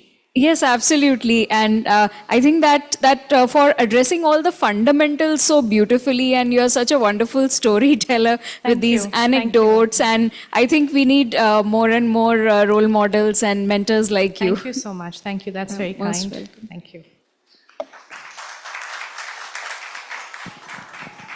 Ma'am, you gave an example of your son. Yeah. The trust is very important. And he's on internship, and I wish he should get the good job. From your lips to God's ears, sir. Sure. 1%, if the job is not meeting his requirement, what about the trust? Sorry, what? What about the trust he is having? So, meeting his requirements can mean many things. Yeah, I know. So, meeting his requirements can be, is it meeting my financial requirement? Is it meeting my growth aspiration? Is it meeting my, my work-life balance? I use the wrong word, expectation. Okay. So, same thing, again, the expectation. We all have, I would love to earn in billions. I'm not going to. I would love my face on the front page of Newsweek. It's not going to happen. So I'm just saying that those are aspirations. And of course, it's damn good to have aspirations. I've always told everybody, be greedy. There's nothing wrong with greed, as long as you don't harm anybody. Exactly. Be greedy for somebody else's, learning. Be greedy for something better for yourself. Be greedy for something better for your family. Be greedy for improving. But that doesn't mean that do it by harming someone else. That's where the line is drawn. But trust, I think, yes, you may say that if I don't get what I want, exactly, then how can I trust anything? But, I think we all need to reflect. Like as I said, I would love to have had my face on the cover of the Newsweek. Sir, it never happened. But am I going to break my head over it? I think expectations have to be grounded in some kind of reality. So I can't get up in the morning and say, I told you this and you didn't give me, so I'm going to go into a permanent sulk. Then I think I'm 12. I may have to grow up. So expectation and reality, I think, has to be in hand in order to be able to understand how trust works. That's the way I would look at it. But there is a difference between yours. Thank you. Well, that was quite an interactive session, and thank you to the wonderful lady here for diligently curating it.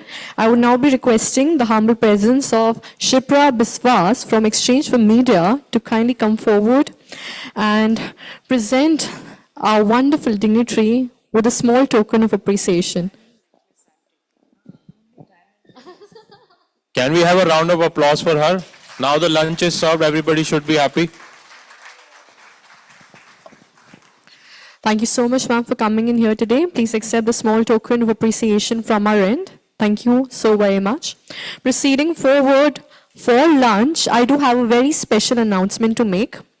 Tushar Srivastava, Vice President and Head of Communications, SpiceJet, has come out with his debut crime thriller, The Number You're Calling is Switched Off. The book was launched last month and has been doing incredibly well, hitting the top charts on the Amazon. Tushar has been a journalist for close to 2 decades, worked at Hindustan Times, Indian Express, India Today Group. Crime reporting has been the piece, the resistant of his illustrious career. His professional journey later took him to cover politics, foreign affairs, aviation, but the spirit of investigative journalism stayed with him. So the book called The Number You're Calling is switched off, partially inspired by real life events.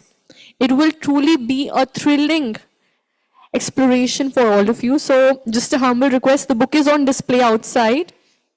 As it's lunchtime, you will have some time at your hand to go, explore, have a read through, and do check it out. So please, thank you so much. We will be taking a small lunch break to have some charcha over lunch with each other, network more, exchange your business cards, and come back with more energy and enthusiasm for our follow-up sessions.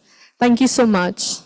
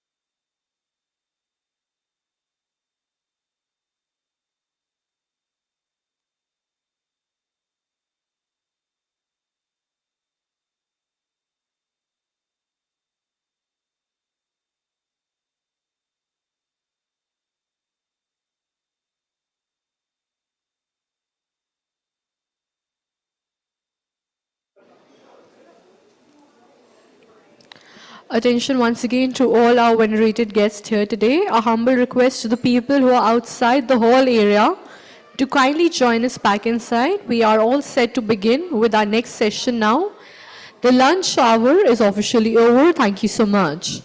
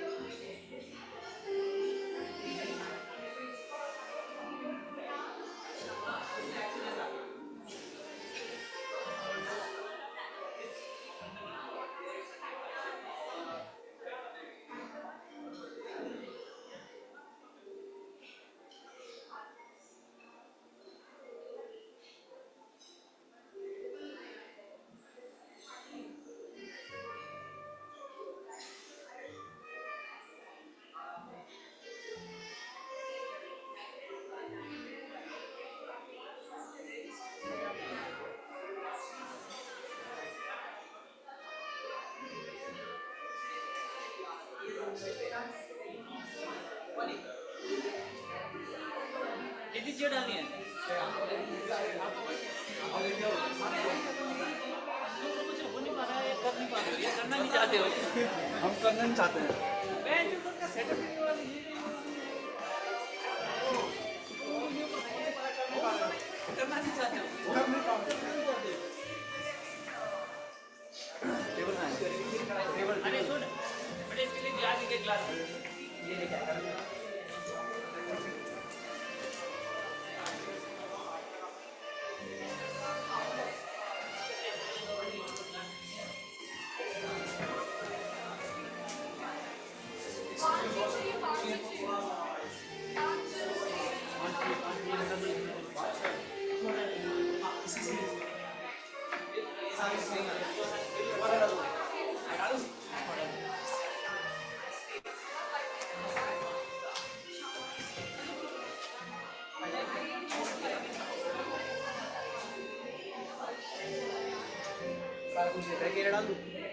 पीछे डाल दूँ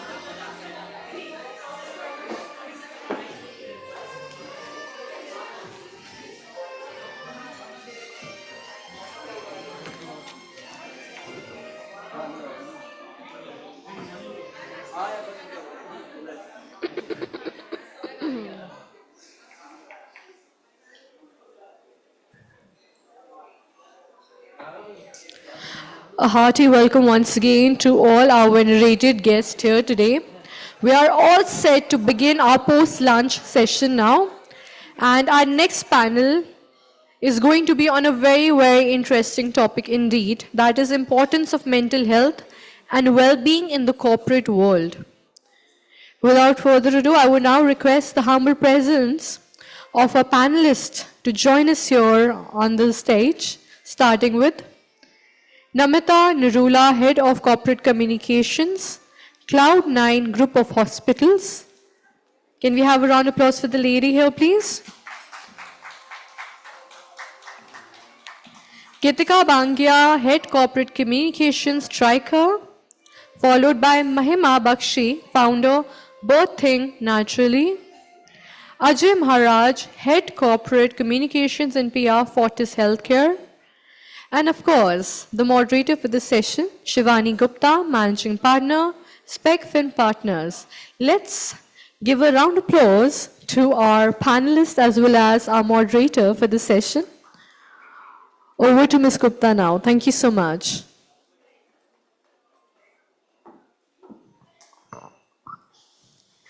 Good afternoon, everyone. So I guess wrong timing, just after lunch. I hope people aren't sleeping now, dozing off, right? Just about to, okay? Okay, we'll start soon then. Thanks, Deepa. So I think it's a very interesting topic that we are going to start today with, and it's a very sensitive and very interesting conversation that we've been having, just while having lunch, and I think we went on and on and on, and there was no end to it. But I guess with the time restriction, I'm going to stick to few questions and few points that all of us would want to talk about, and we leave some last 5-7 minutes for audience questions, since it's a very relevant topic. And thank you, panelists. Thank you, Ajay. Thank you, Mahima. Thank you, Gitika and Amita, for joining us here today. And I don't think so anyone of these esteemed panelists needs any more introduction here. So let's get started with the topic. I think I'm going to start with, I'll just randomly start with Gitika. And Gitika, now with mental health, the conversation that we are doing, which is more about mental health in corporate world, and especially after COVID, I think things have changed so much. There have been many conversations, many articles, many things that we have been podcasts that we are talking about, hearing about. So why do you think mental health is becoming a priority for organizations these days?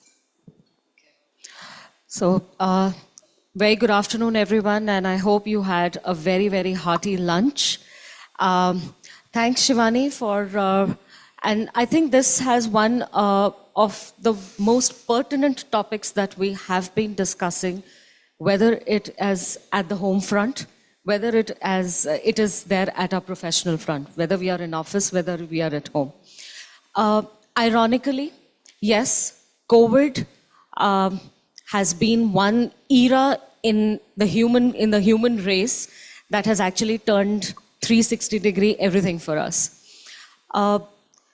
Very recently, I was just going through some reports, and Deloitte has come up with a report very recently where it clearly stated that about 80% of the Indian workforce, they are facing mental health issues, and this report is very recent. There was another report which MediBuddy, it was there out, and they did in some collaboration with CII, which very clearly mentioned that about 62% of Indian corporate, of Indian workforce which works in corporates, as compared to 20% of the global workforce, they face burnout issues at the work front, at their workplaces. Indeed, they are very alarming figures. And coming to the point that how, yes, organizations have started realizing it, because the first thing they have realized it that more mental health issues which their own employees face, it definitely hits hard on the business results. It hits hard on the productivity of the employees. And definitely then it gets a down drain on somewhere down on the culture and the overall aspects of be it any organization. That is the reason I think that most of the organizations have now started imbibing the importance of mental health, whether it is a part of daily routine, whether it is a part of redefining their culture statements, whether it is a part of any kind of catch-ups or meetings with line managers, with business heads that's happening. So yes, along with that, I think this era has been there in terms of there's a lot of awareness. overexposure. I would like to use the term overexposure. Of course, exposure is there. Overexposure has also term that there's a lot of awareness. People are talking about it and they are demanding when you are in an organization that yes, mental health is extremely important for me. And that's where I feel that organizations have taken that route that come what may, it has to be a part of the regular culture. Absolutely, and I think there is everyone who plays an equally important role, and when it comes to the leadership, so Ajay, my question to you, how do you see that leadership needs to play an important role here, critical role, when it comes to having those initiatives or the policies in the organization? I'm not, it's more about that it's not just for the name's sake, the policies and the culture is built in. So how do you see leaders playing that role and the organization playing that role here? Good afternoon. I work with Fortis Healthcare, and Fortis has one of the most comprehensive mental health program in India. And I think that's the need of the hour, as you all know, that government also has put it in the agenda for the mental health. Like the Olympics team also took a mental health expert with them this time when they went for the Olympics, so that they can counsel the players over there. So it's very extremely critical and important. It's not from the organization, from the perspective of the nation itself. And like what she has told about 80% of the people are suffering. So a lot of awareness is required. A lot of awareness is required for people to understand. So that leadership can play a very important role from the corporate perspective, from the culture perspective.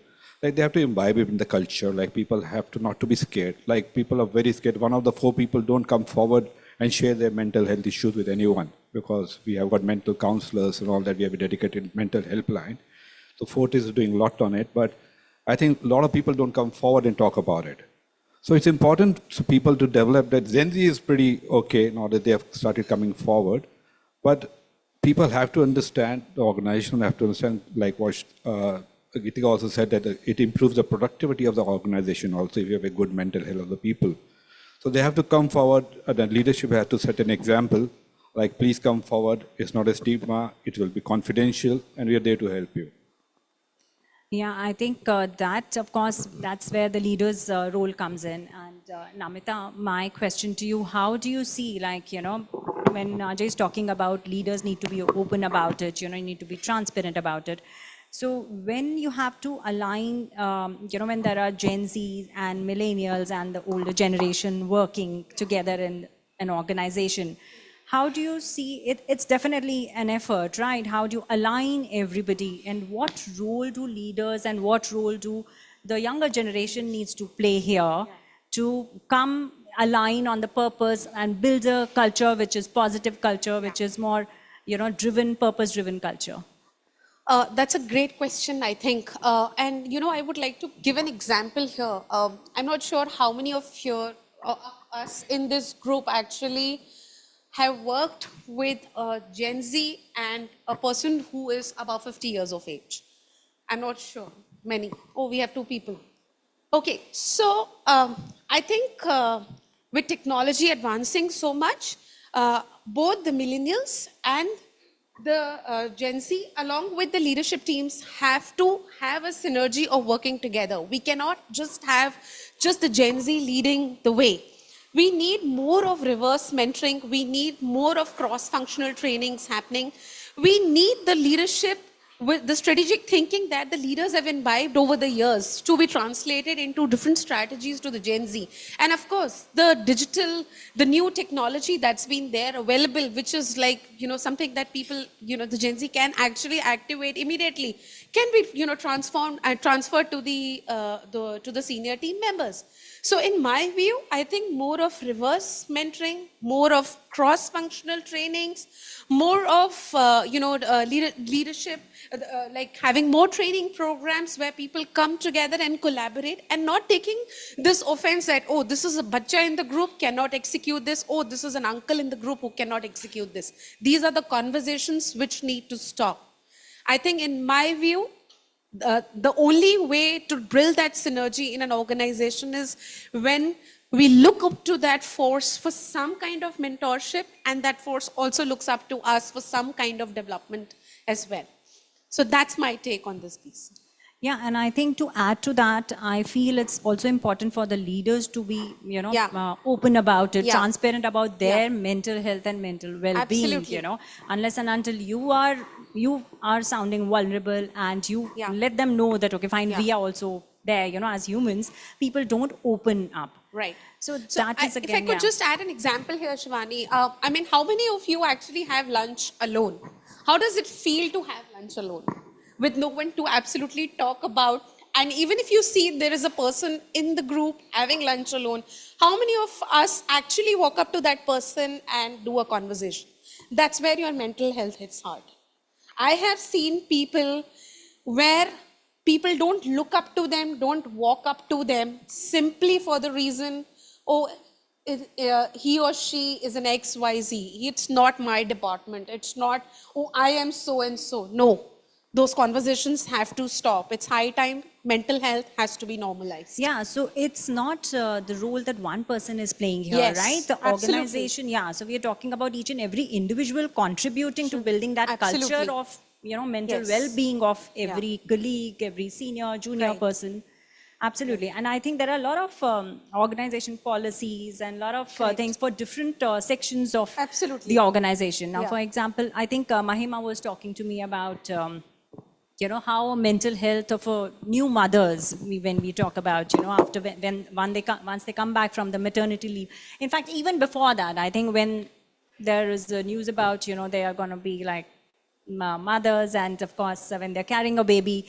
So there are phases that they go through while they're working with an organization. And when they go for the maternity leave, they come back, then there is some support system. So how do you see that happening, Mahima? So I think I'm going to start with the preconception phase. If we look at the age of women nowadays, when they want to plan for a pregnancy, we see that it's advancing, and we see that women till the probably in their 30s also, they're not able to decide to go for a pregnancy because they have their career goals, and they're scared that okay, they might kind of probably lose the opportunity for their career promotions if they plan a pregnancy. So I think the fertility also gets affected because women have this nature.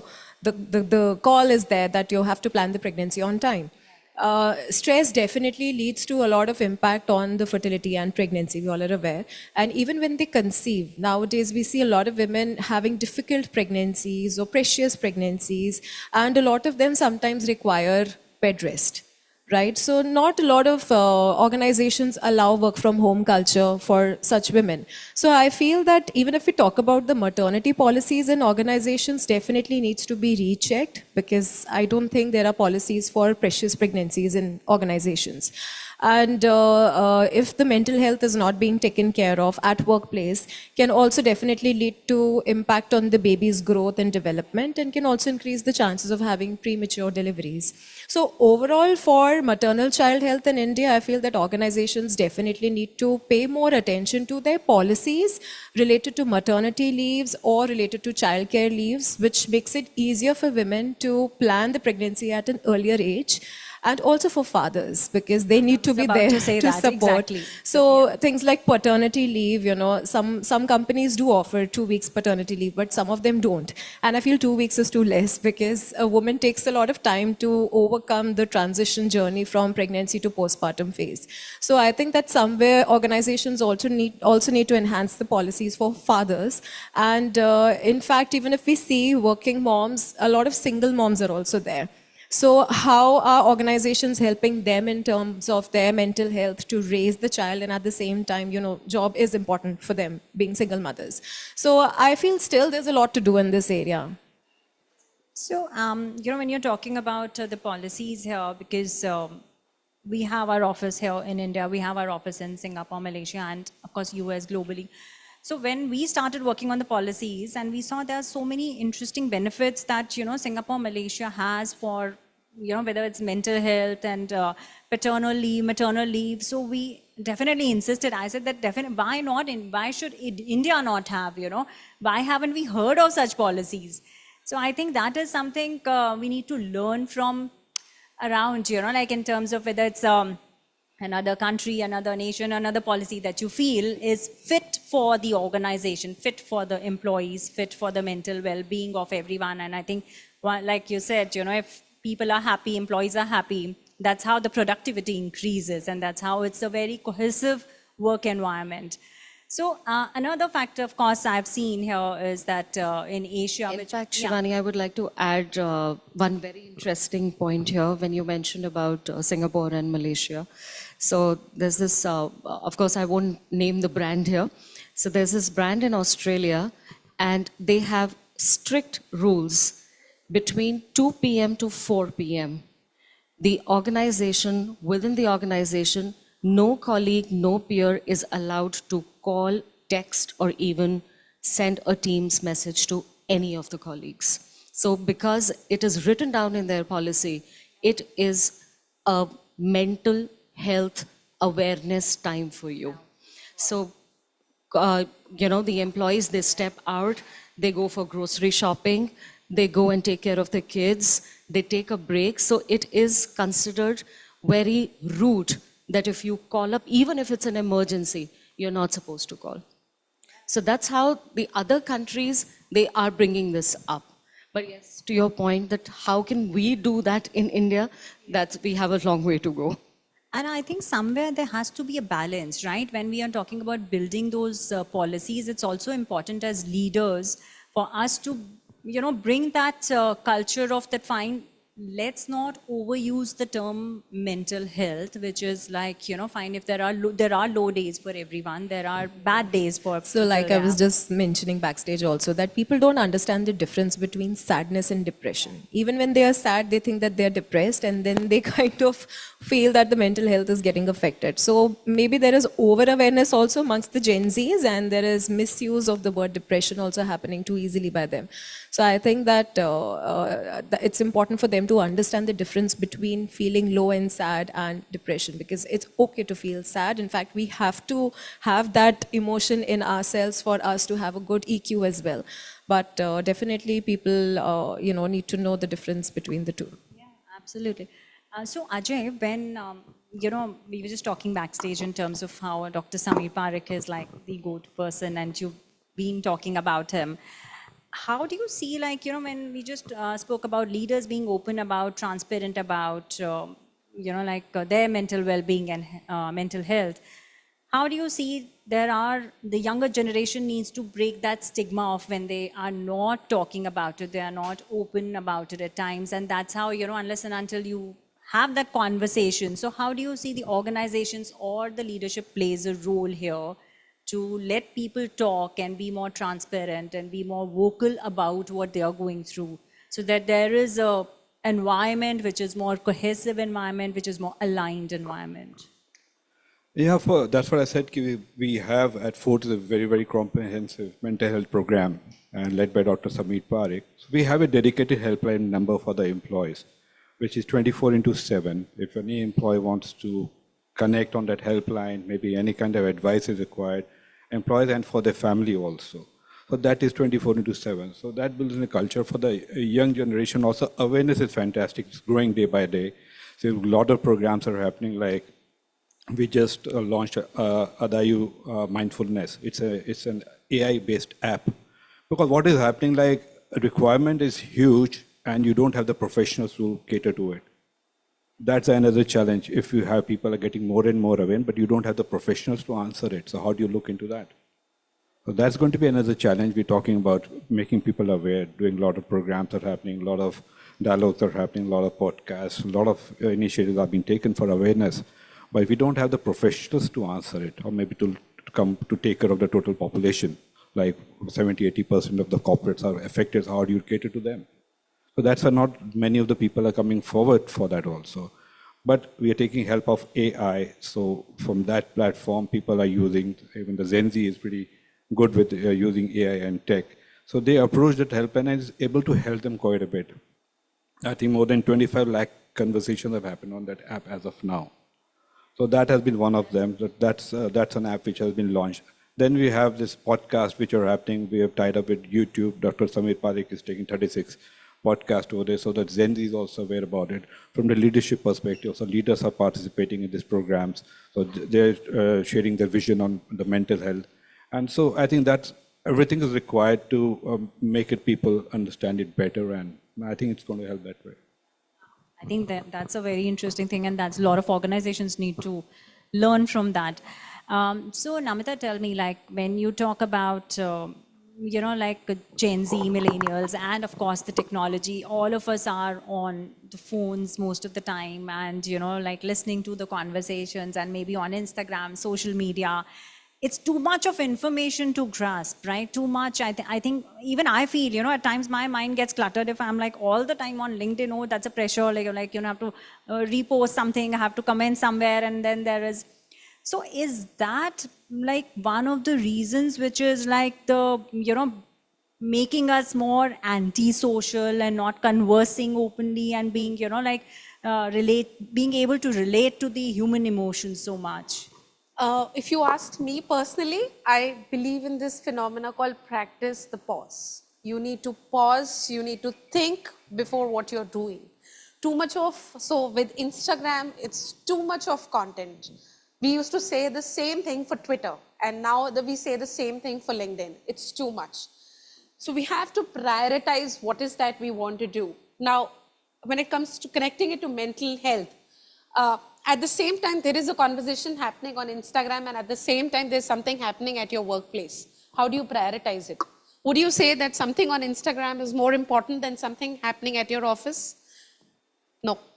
I think that particular event, initiative, effort is also in your interest. So I think practicing the pause, understanding what the situation demands at that particular moment is something that Gen Zs need to practice. And like your previous question that came to me, again, we need to utilize that opportunity for engaging with the rest of the leadership around.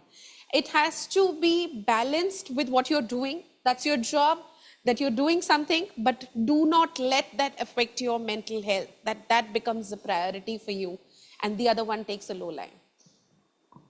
So I think that's a very interesting point when she's saying practice that pause. From audience, can anyone tell me how would you want to practice that pause? Because it's more like self-trained.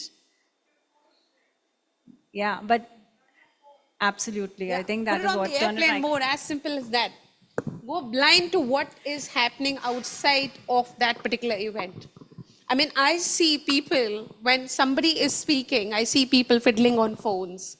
People looking, scrolling Instagram on mute. I mean, how does that help you?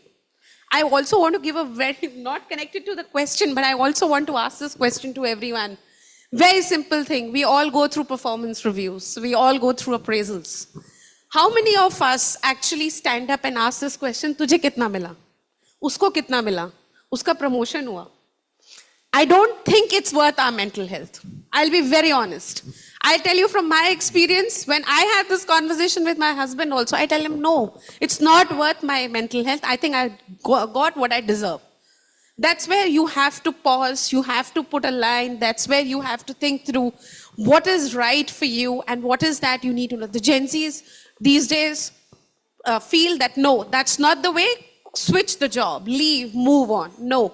That doesn't give you any kind of stability. I think that's where I've been through an era where we used to say this a few years back. No, if you want to grow in PR, just switch your job. No, that's not the case. You have to be stable. I'm sorry I'm deviating from the topic, but I think these all link up to your mental health, which we need to go back and reflect that this is a point that needs to be called out. We all need to discuss, we need to reflect within ourselves that whether is it really worth talking about it.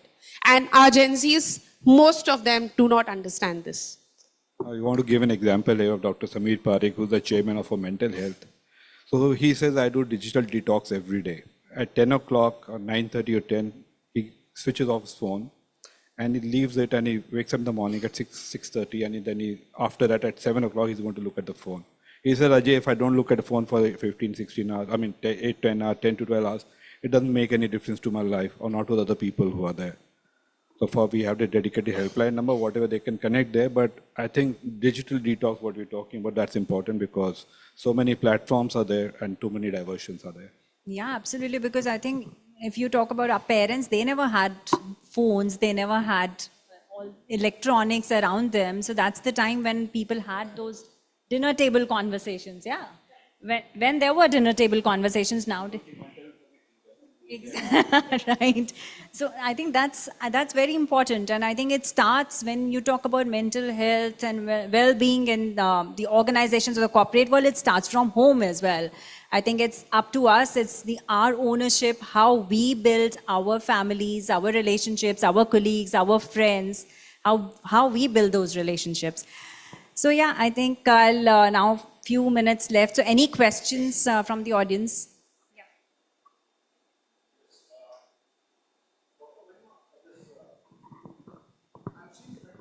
Yes, sir.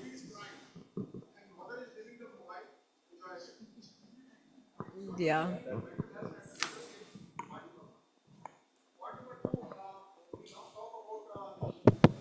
Enjoy with the family, go outside.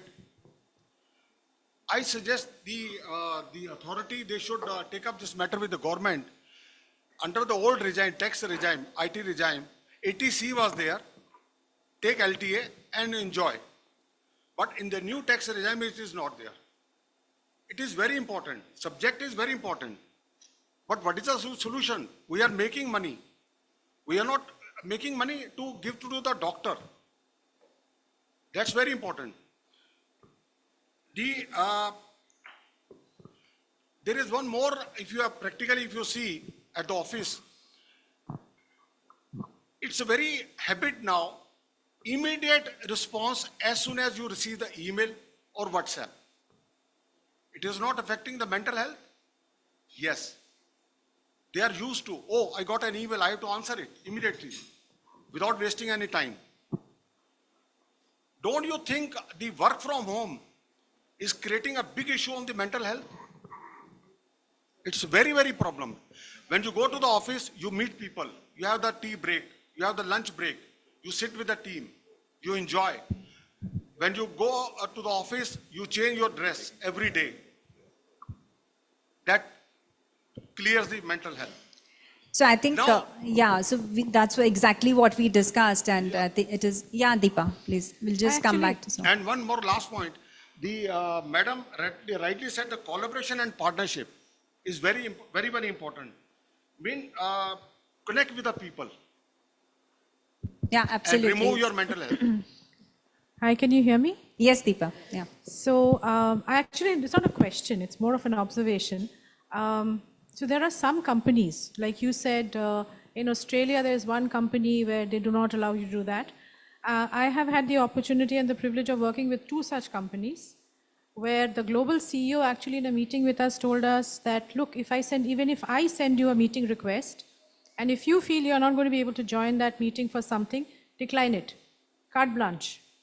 And we all did it, right? Then another organization where I used to be a mental health champion, we were all trained to do that during COVID specifically. It was not so much about the digital detox, it was also about the ability to be able to decompress yourself. You know, sometimes you have to be with your phones, etc., but you still need to decompress and be coming in onto the right kind of phase. So I was just wondering, company culture, how much of that is important for the mental health of the organization and the employees? Because again, I have worked, as I said, in multiple organizations, and in 2, I have found that the company culture was very specifically directed. Like Friday, 6 o'clock onwards, nobody will bother you. Unless there is a crisis, in which case you'll get a call. You don't have to answer emails, you don't have to work on weekends. And there are companies who will insist that you work not only on weekend, but Diwali, Puja, blah, blah, blah. So what are your thoughts on the company culture? I mean, how does one work on company culture at a much more, I would say, holistic level to be able to get better mental health for the employees? So who would want to take that? I'll partially address the 2 questions. So you picked up the topic about mothers giving phone to children. So I come from a sector where, our doctors increasingly talk about screen time and children. Now, if my mother's own mental health is not stable, how does a mother's mental, like she rightly pointed out in the beginning of the discussion, that, a mother's mental health is, influenced by multiple factors. It's not just that what she's facing at workplace, it's not just what she has a newborn baby or a toddler or an infant to take care of.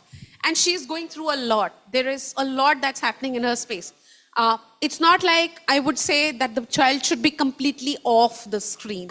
You can give 5 minutes, 10 minutes, but in the interest of your own mental health, mothers should not spend excessive time on digital media just to detoxify and say, okay, my child is little, away for 10 minutes, let me just do some digital detox. No, that's not the solution. That's where your mental health again goes wrong.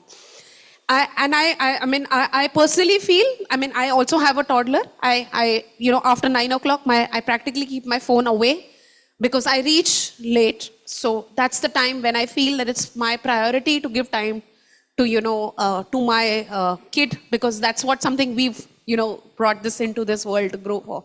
So yes, mental health has to be demarcated at your own end. Ma'am, coming to your question on culture, I think culture strongly flows in from leadership. If, like you rightly mentioned, that you worked in organizations where your own leader actually said that, okay, if you're not available, don't do it. I think it is a strong influence that flows in from the leadership team. It's the way they are able to, kind of guide the team, what is high priority, what needs a low priority. Of course, there's a crisis. The teams go on and on. But the culture is largely been influenced when we, have the leadership teams practicing values themselves, being transparent. And also, they should not set as an example that, they are not taking enough breaks and they're not letting the team also take enough break. Both has to be balanced equally.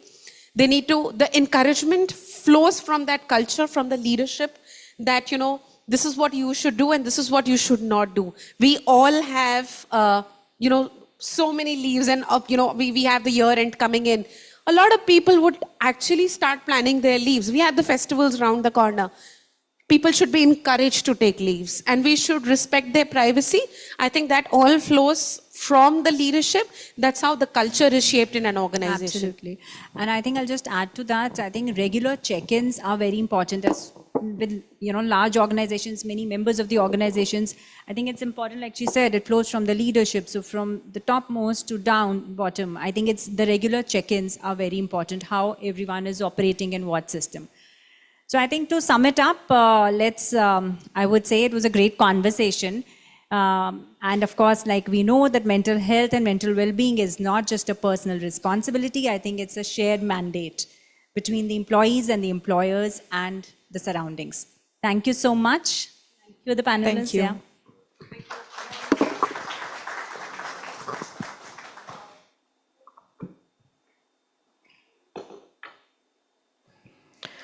Wow, what an amazing, diligently curated session was that. Can we have a round of applause for our panelists and our moderator? Stress and mental health issues can significantly affect an employee's productivity, job satisfaction, physical health. A workplace should foster mental well-being that can lead to reduced absentees, increased engagement, and more productivity. On that note, I would request the panelists to please stay back for a special token of appreciation that we would like to deliver to you. And to do the honors, I would request the humble presence of Ms. Vandana Agarwal from Exchange for Media to come forward and present a small token of appreciation to our venerated panelist and moderator. Can we please have the tokens? Thank you so much. Thank you so much for coming in here today. It is an honor and delight to have you here with us. Thank you for giving us your precious time. Everybody, can we have a round of applause for them, please? Thank you so much.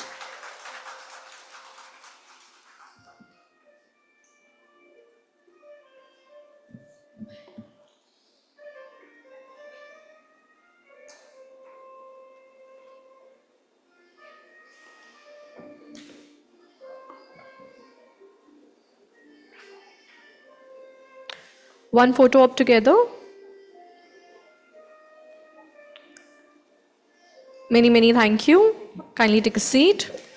Proceeding forward to our next panel now, which is on a very interesting topic indeed, which is finding common ground, navigating corporate activism and cultural sensitivity. And we have with us on the panel the following dignitaries.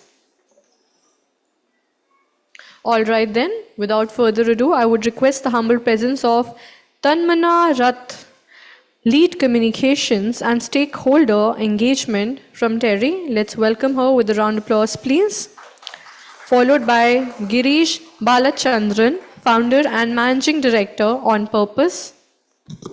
Prasiddha Menon, Regional Communications Head, Airbnb India, Southeast Asia, Hong Kong, Taiwan.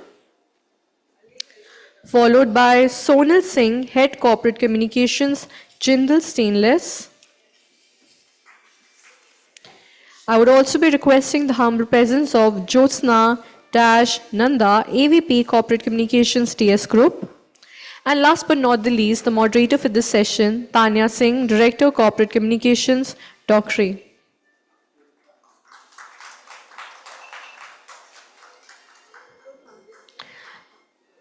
Once again, I would like to humbly thank our panelists and moderator for coming in here. Over to Ms. Singh now to take the lead on this and take the session forward. Thank you so much.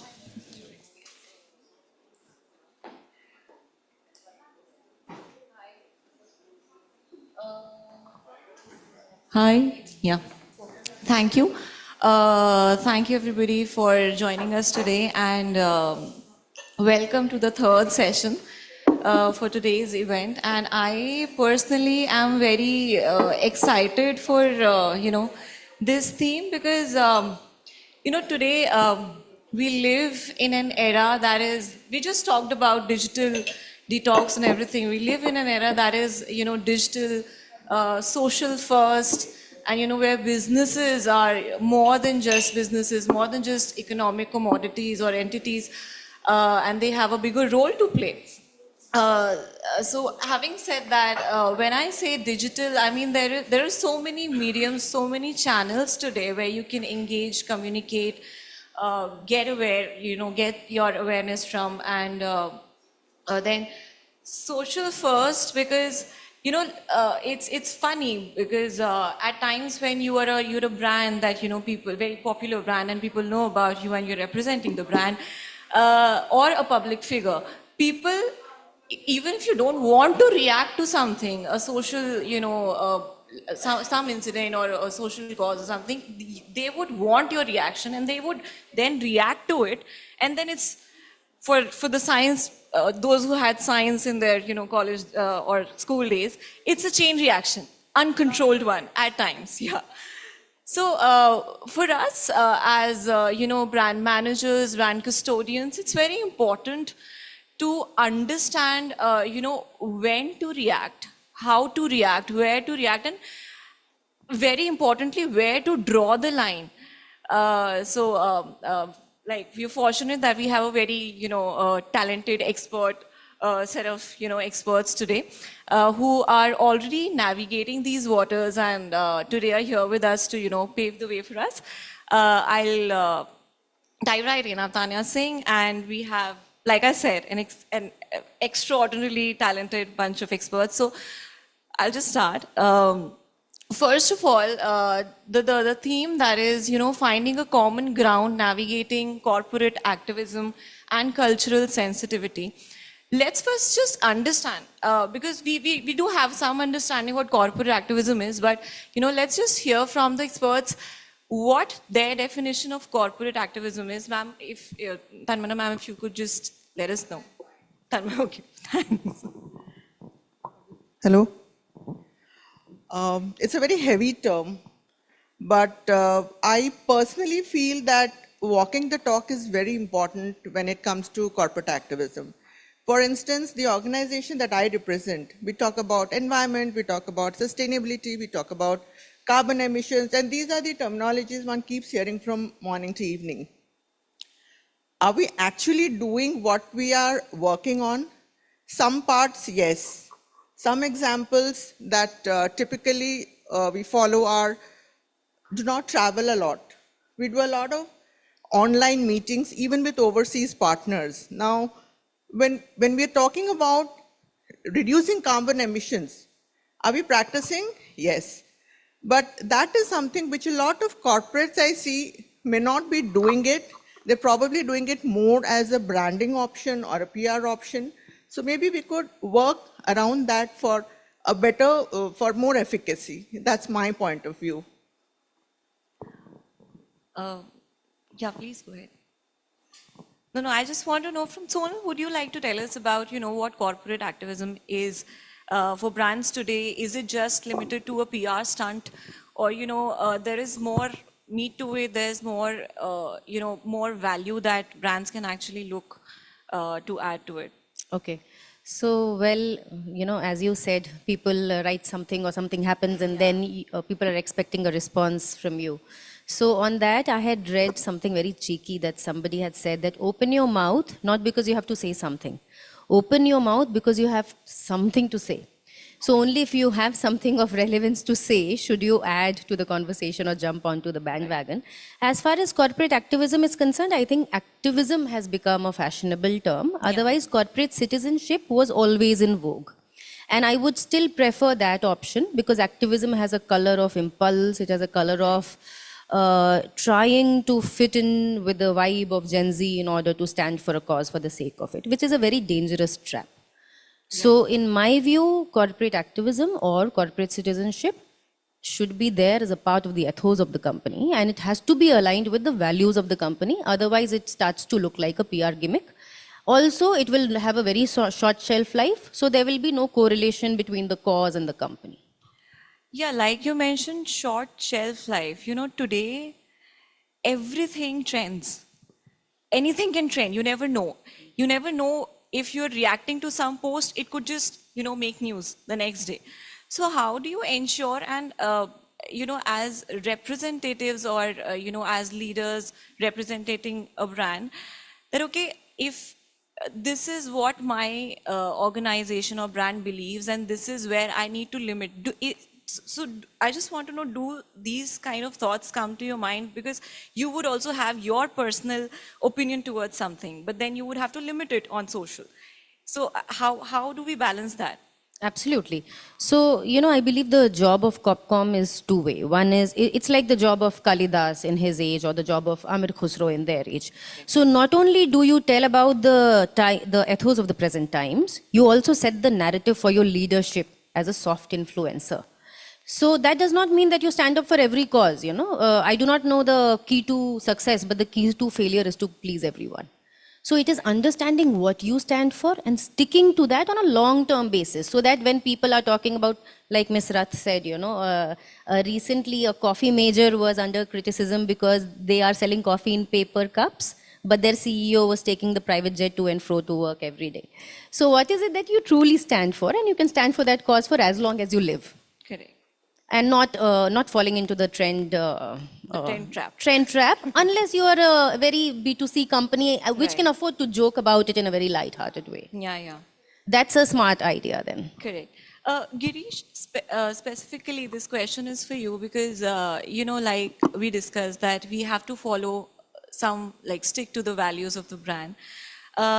You founded, a company, a good company on purpose. And how do you decide or that, okay, for my company would take a stand for this? Because it can backlash. It could, it could divide your customers base. It could divide your employees. How do you ensure that all stakeholders, internal, external, are aligned? And who exactly takes that decision? Okay, we choose this. This is something that's trending, and we choose this. We will stand by it. So this entire process is something that if you could just throw some light on. Thank you. The honest truth is there isn't a process. I think it's like a question that we have to tackle and navigate on a day-to-day basis and make choices on a day-to-day basis. I can tell you, for example, from the way in which we choose our clients, that's also us expressing a stand on the kind of clients we work with and the kind of work we want to do, because we set up this company to stand for a particular set of values, to bring about social change. So that directly sort of impacts how we filter the clients that we choose to work with and those that we don't. And that, I can tell you, in 7 years now has become an ongoing debate in the company on an ongoing basis, because at the end of the day, we're also making choices between profit and purpose, which is there can be high-paying clients which can offer a lot of profit, but then we have to choose to either stick to, you know, the purpose that we started with, or do we dilute in order to scale? So those are very real challenges that we face on a day-to-day basis, and it could be a very long conversation for this panel. Okay, Josa, if I can ask you, ma'am, the thing is that now if we are to define cultural sensitivity, you know, in the context of, you know, corporate activism, how would you define it?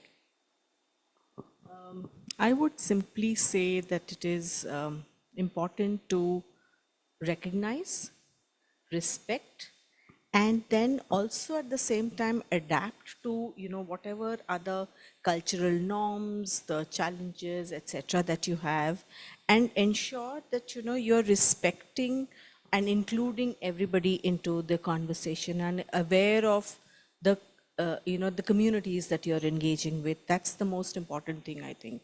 And unless you respect and include even your marginalized communities and ensure that you are not having a narrative which is negative or is seen as negative. You know, sometimes it might be accepted in certain parts of the country, might not be accepted in certain other parts, considering India is a multicultural you know, country with so many languages, religions, caste, etc.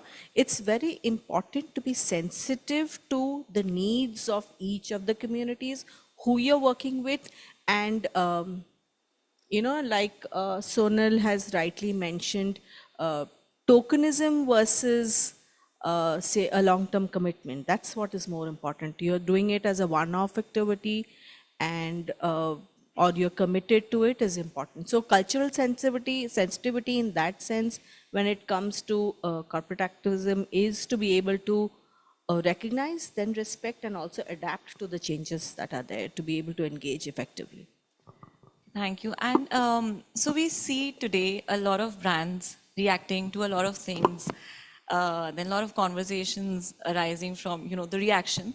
Can you just point out or just let us know what are those few things or few challenges that brand face, or the gaps that, you know, basically when you're communicating that you should, you know, think of filling in so that you don't end up making it all a risk, and it's a good opportunity for you?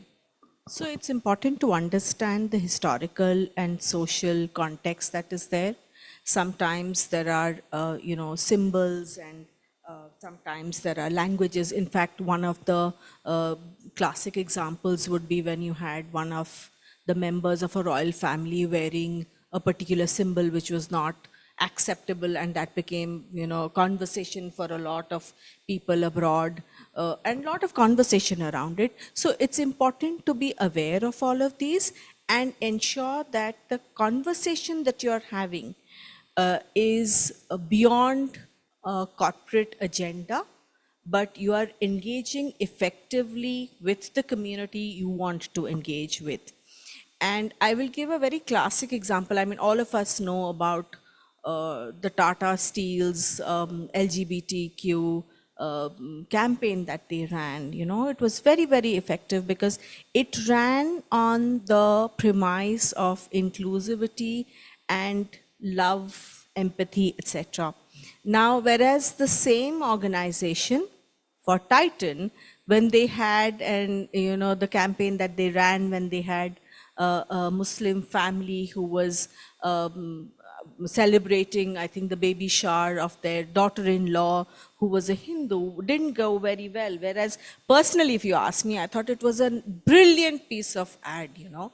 And but they had to withdraw. So it's also important to be aware of the feedback, take that feedback and react immediately, which Zomato, for that matter, did very effectively. You know, for that, food has no religion.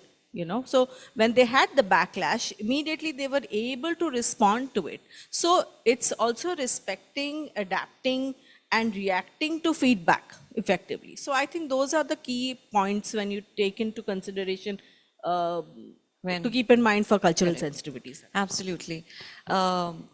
Prasida, I believe that you work with different markets.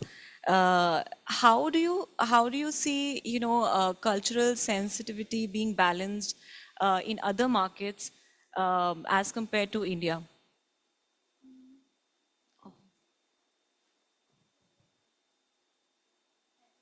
Thank you for the question, Tanya. I think at an organizational level, culture and cultural sensitivity are things that are defined more as the DNA of the company itself, right?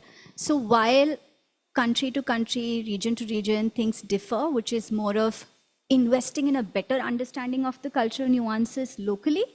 But beyond that, it is literally sort of having that very clear definition of how do you want to run your business? How do you want to engage your people? How do you want to really build that community, whether it's with your employees or your customers? So it wouldn't really vary from that perspective, but it'll be more about investing that time to understand things. Like for instance, when I work with, probably teams in other markets and even in the past roles, I would try and understand that, okay, what is their working style? Like what is how is a certain conversation needed to be conducted? Like little things like maybe a certain geography believes more in a consensus-led decision-making system versus another where it doesn't necessarily need to be their hierarchy kind of wins. And as much as we would hate it, but that's probably how it runs in certain geographies. And more in terms of, when we talk about, say, corporate activism and kind of companies taking a stance and trying to influence a certain decision in a certain direction, I think it's a lot more about being authentic and finding and seeking that common ground, right? It is impossible to build a company where everybody agrees to a decision or to a stance that the company wants to take. We'll all have our views, some personal, some would be a little more influenced by things that we would have probably gone through in our personal life or previous organization or something we believe morally is the right thing to do. But when you come into taking a stance for an organization as the custodian of the company's reputation and have that power in your hand, I think it's just so much more about seeking that balance where you're being authentic. The impact of your stance could be losing out some customers. It could be probably impacting some employees who might feel marginalized by that decision. And that's bound to happen. But, have you found a common ground which the majority sort of understands? Is your approach a lot more humanitarian, so to say? Because I think that is one area where most people do agree and have a certain stance. And then keeping in mind legal implications, reputation, long-term strategy, sustainability, and sometimes even budgets. Yeah.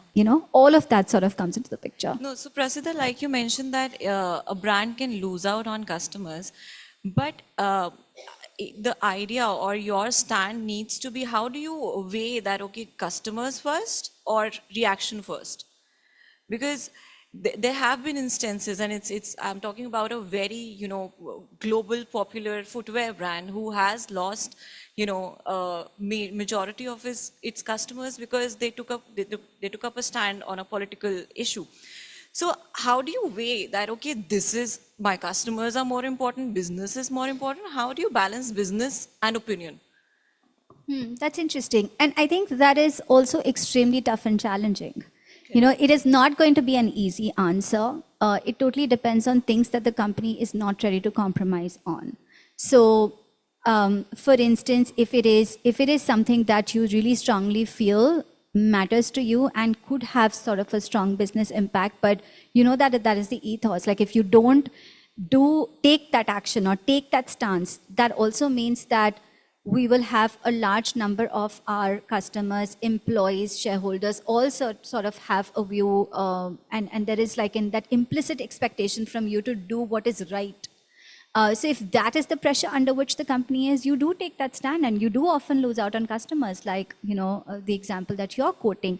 And I think what is interesting over there is to not just look at the dip in the customers that you see in the short run, but long term, how is it going to help? Is that creating a new ecosystem? Is it opening new doors? Is it like really opening up a conversation which is going to benefit the community that you operate in the right way? Then that's probably something to really take a stance on. Okay. I think just to add to what Pratsida said, it's aligning with the community objectives versus corporate agenda. That's what's most important. Okay. Yeah. So first of all, very good question. And I think the answer, the way to measure what you will do is how far you are seeing into the future. So if you're very sure of your long-term goals, then that decision is a very easy one to make. And one of my past employers was a public sector undertaking, which made steel. That meant acquiring acres of land and displacing a lot of people. Now, who do you please? The displaced people community who are going to immediately disrupt your business and who have a lot of vested interests, or the tribals in that area who've been suffering for ages, and if you bring them up to date, if you give them employment, bring them into modern healthcare, mainstream them, then that's going to give you dividends, but in the long run. That's a very easy choice to make. And it's a very long-run process. Correct. So you have to have a Especially vision, when you are looking at a social change, it is a long-run process, and you will have challenges. You will have bureaucracy hurdles, you'll have legal hurdles, all of it. But as long as you know what is the long-term commitment you have and what's the goal you want to achieve, I think it all falls into place. Girish wants to say something. Yeah. I do. So great question, Dhanya. And I think the footwear brand that you're referring to, I think what it did was it did see an initial dip, but I think after a while it saw a huge resurgence, because when you say no to a certain type of audience, you're actually giving a lot of power to those who believe in your yes. And that loyalty, when it comes back to you as a brand that's taken a stand, the ripple effect of that lasts much longer. Girish, but we totally partially agree. Sorry. But the thing is that, today in this age of, where everybody is on social, very active, it's very easy to form, opinion about a brand. If there are bad reviews, like, I don't like this brand doing this, taking a stand, then what to do? How do you navigate this? Yeah, ma'am.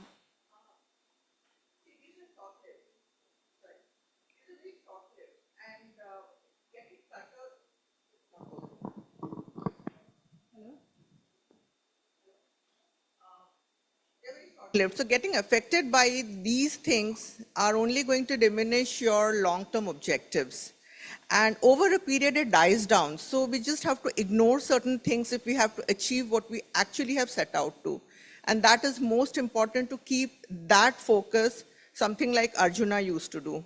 And just keep the rest of the things away to be able to achieve. That's, what I would say. No, absolutely. Yes. Okay.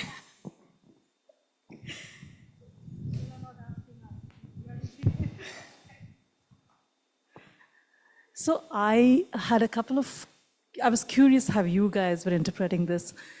To me, corporate activism is when you're taking a stand on something very controversial and difficult and putting yourself out there. Frankly, I'm not seeing it in India, right? It's not happening here, right? Corporate activism is, when companies in the US, for example, took a stand against the Trump Muslim ban, and most tech CEOs and then other CEOs and kind of stood out against this.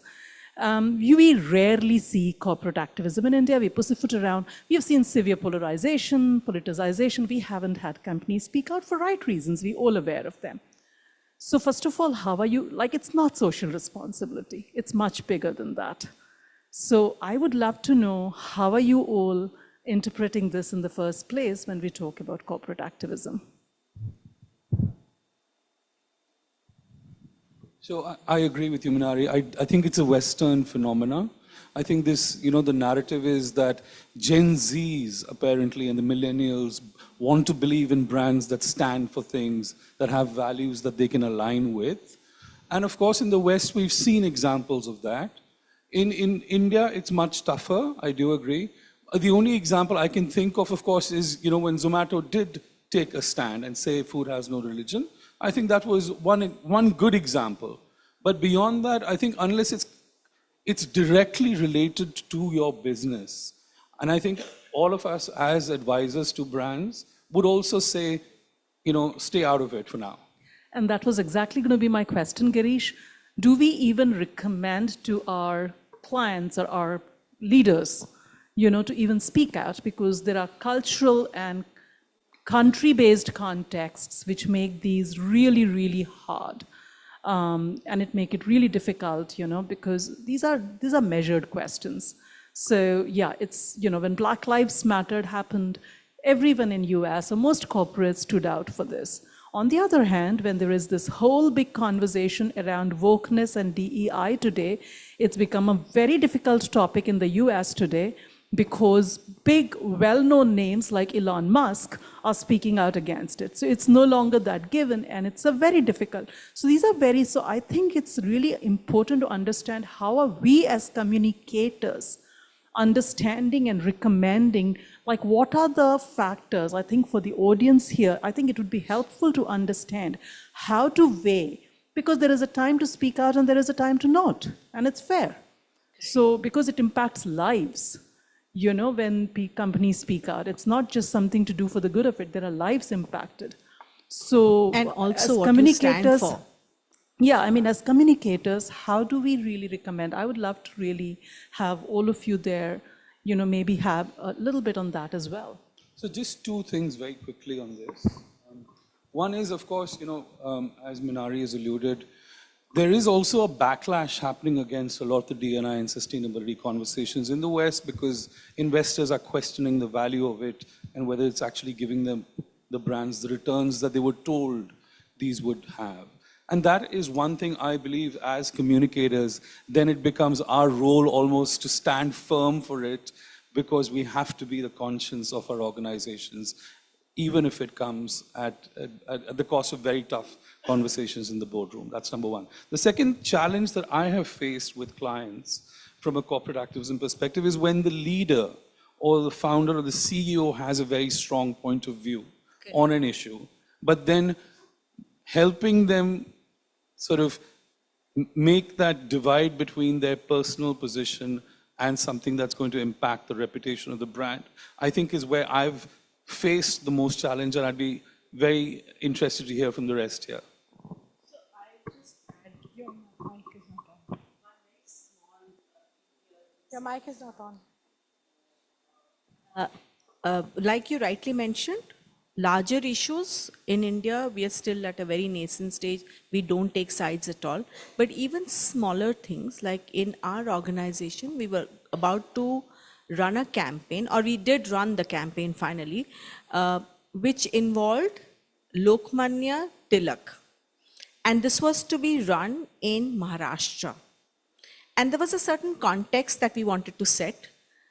And suddenly there was an opinion that came in which said that, we'll have to be very careful in Maharashtra because Maratha, Manush, all of that. So what we did as an organization was run it past some of our partners there in Maharashtra, and again run it past in Gujarat and West Bengal to get diverse views, and were then finally able to go live, But we did run it past through certain, diverse groups, communities, to be able to get a feedback and see how they perceive it. Because see, we are sitting at the headquarters running a campaign which will go live in a different part of the country involving various issues that are there. So that's why at the beginning I did mention that it's very important to understand the historical and social context, understanding the background as well as the current social dynamics that are there that will shape the public opinion is very important. So how do we, navigate all of that is issue. But these are far smaller as compared to much larger issues that you're talking about, which we don't do as yet. So before you answer Minari's question, I have two more thoughts to put in your head. One is, you mentioned social activism versus business outcome. Somebody did mention that if you have a social activism, if there is a lot of things that are happening online that impacts the business. We've seen one example in Kunal Kamra's thing. However, it is category agnostic. Is it category agnostic? No. Because when a social media nutritionist, food farmer, I might as well name him, brought about this whole chaos around one particular brand, I happened to be working in the same category at that time. And we actually did a complete mapping to see, because of the 1 year long campaign that he was running, what was actually impact on the actual business. And there was zero impact. Zero. So in some categories, it doesn't matter what is the Twitter universe saying. So the social activism, so why I'm bringing this up is that, so when we are looking at it with a lens of communication, we need to understand. There are some, so in one case, there was a challenge by the CEO, which brought about like an ego issue. In the other situation, the gateway to nutrition of the family, which is the mother, was not impacted by what was happening in the Twitter universe. That was my first point. The second was, we also touched upon investor activism. A large part of activism of a corporate is determined by the investor activism. And that's becoming huge in the West. I don't think we have seen that so much in India yet, but it is huge in the West. So much so that the corporate values are getting underplayed because of the investor activism. So I'd like you guys to comment on that. And the final thing is, just wanted to leave an example behind of how this activism of corporate activism and cultural sensitivity played out is a work that Dove had done in the US on the Crown Act. So a Crown Act is basically a coalition which has worked with the community against, to start a law that prevents racial discrimination based on black women's hair. So read up about it, and I thought that was an excellent, what do you call it, common ground. Correct. Yeah? So over to you guys. So I would like to start with answering Minari's question. As communicators, what is it that we recommend to our management? So the first thing we recommend to ourselves and our management is to not come under pressure. Each culture has its own context, and while activism in one part of the world may become very important for them and their business, I'm not very sure how it affects their margins as of now. But in India, we understand the context that we are operating in, and we also understand that the reputation is born out of two things. One is the company image, and the other is the founder's image. Like you said, in one case, the CEO was very possessive about what he wanted to say. So the company is not one person's company alone, especially when it's a listed company. The listed company has investment and sentiments of a cross-section of audience, some of who do not even associate with the cause that the world is getting mad about. So what is the need to jump into that discussion in a country where 360-degree of your audience do not feel the same way about it? So that is one. As far as the promoter is concerned, in that reputation building, we always try to help him be more and more authentic. But the key word, at least the operative word here for me personally, is balance. What is it that you can do in order to balance your perspective? So before you go ahead and say something on Twitter or LinkedIn, please look into the subject, please research well. Do not be one of the 1,000 voices who are just jumping there in order to say something. And once you say it with nazakat. कौन सी बात कब कहाँ कैसे कही जाती है, ये सलीका हो तो हर बात सुनी जाती है. Awesome. That's a very good line.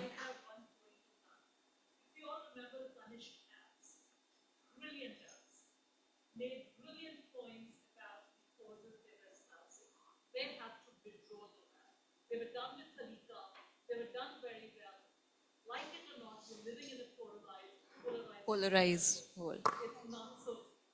Exactly what I had mentioned in the beginning, the same organization, when they did the Tata Steel ad for LGBT and Tanishq ad, it was a beautiful, personally, if you ask me, I thought it was a brilliant ad, but they did have to withdraw. But we do live in an organization, we do live in an atmosphere or an environment which is like that.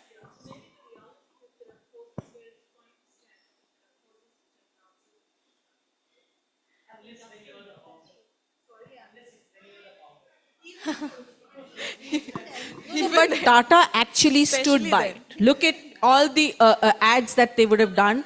It is done brilliantly.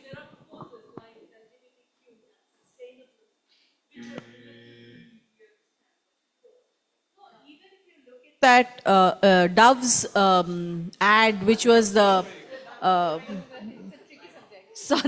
Dove's done with care. What was the Dove ad which was with the transgender, the Savant lady, where she's adopting a child, it was brilliantly done. Wash with care. So that was a brilliant ad, but that was again a very sensitive subject that they took up.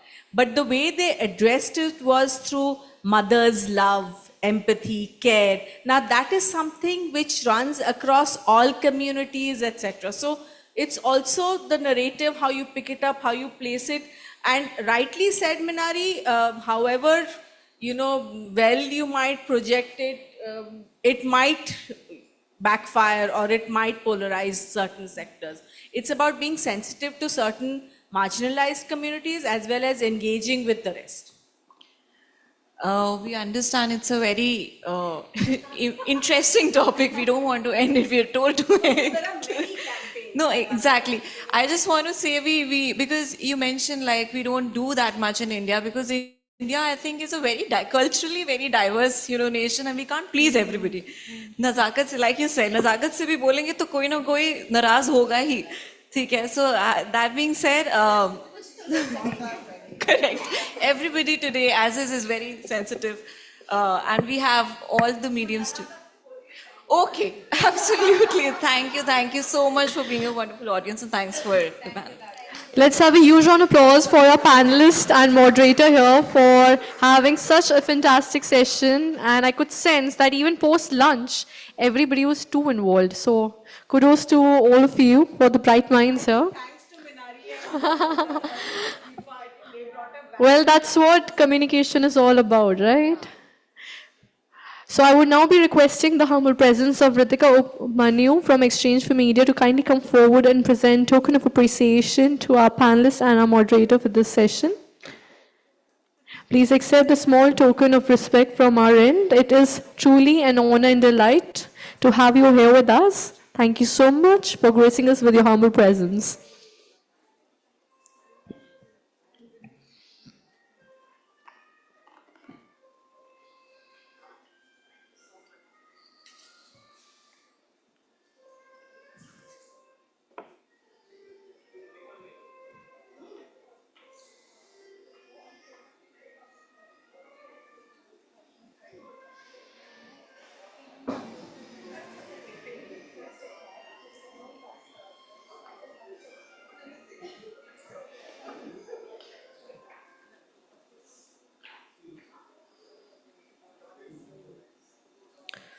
One photo up here, please.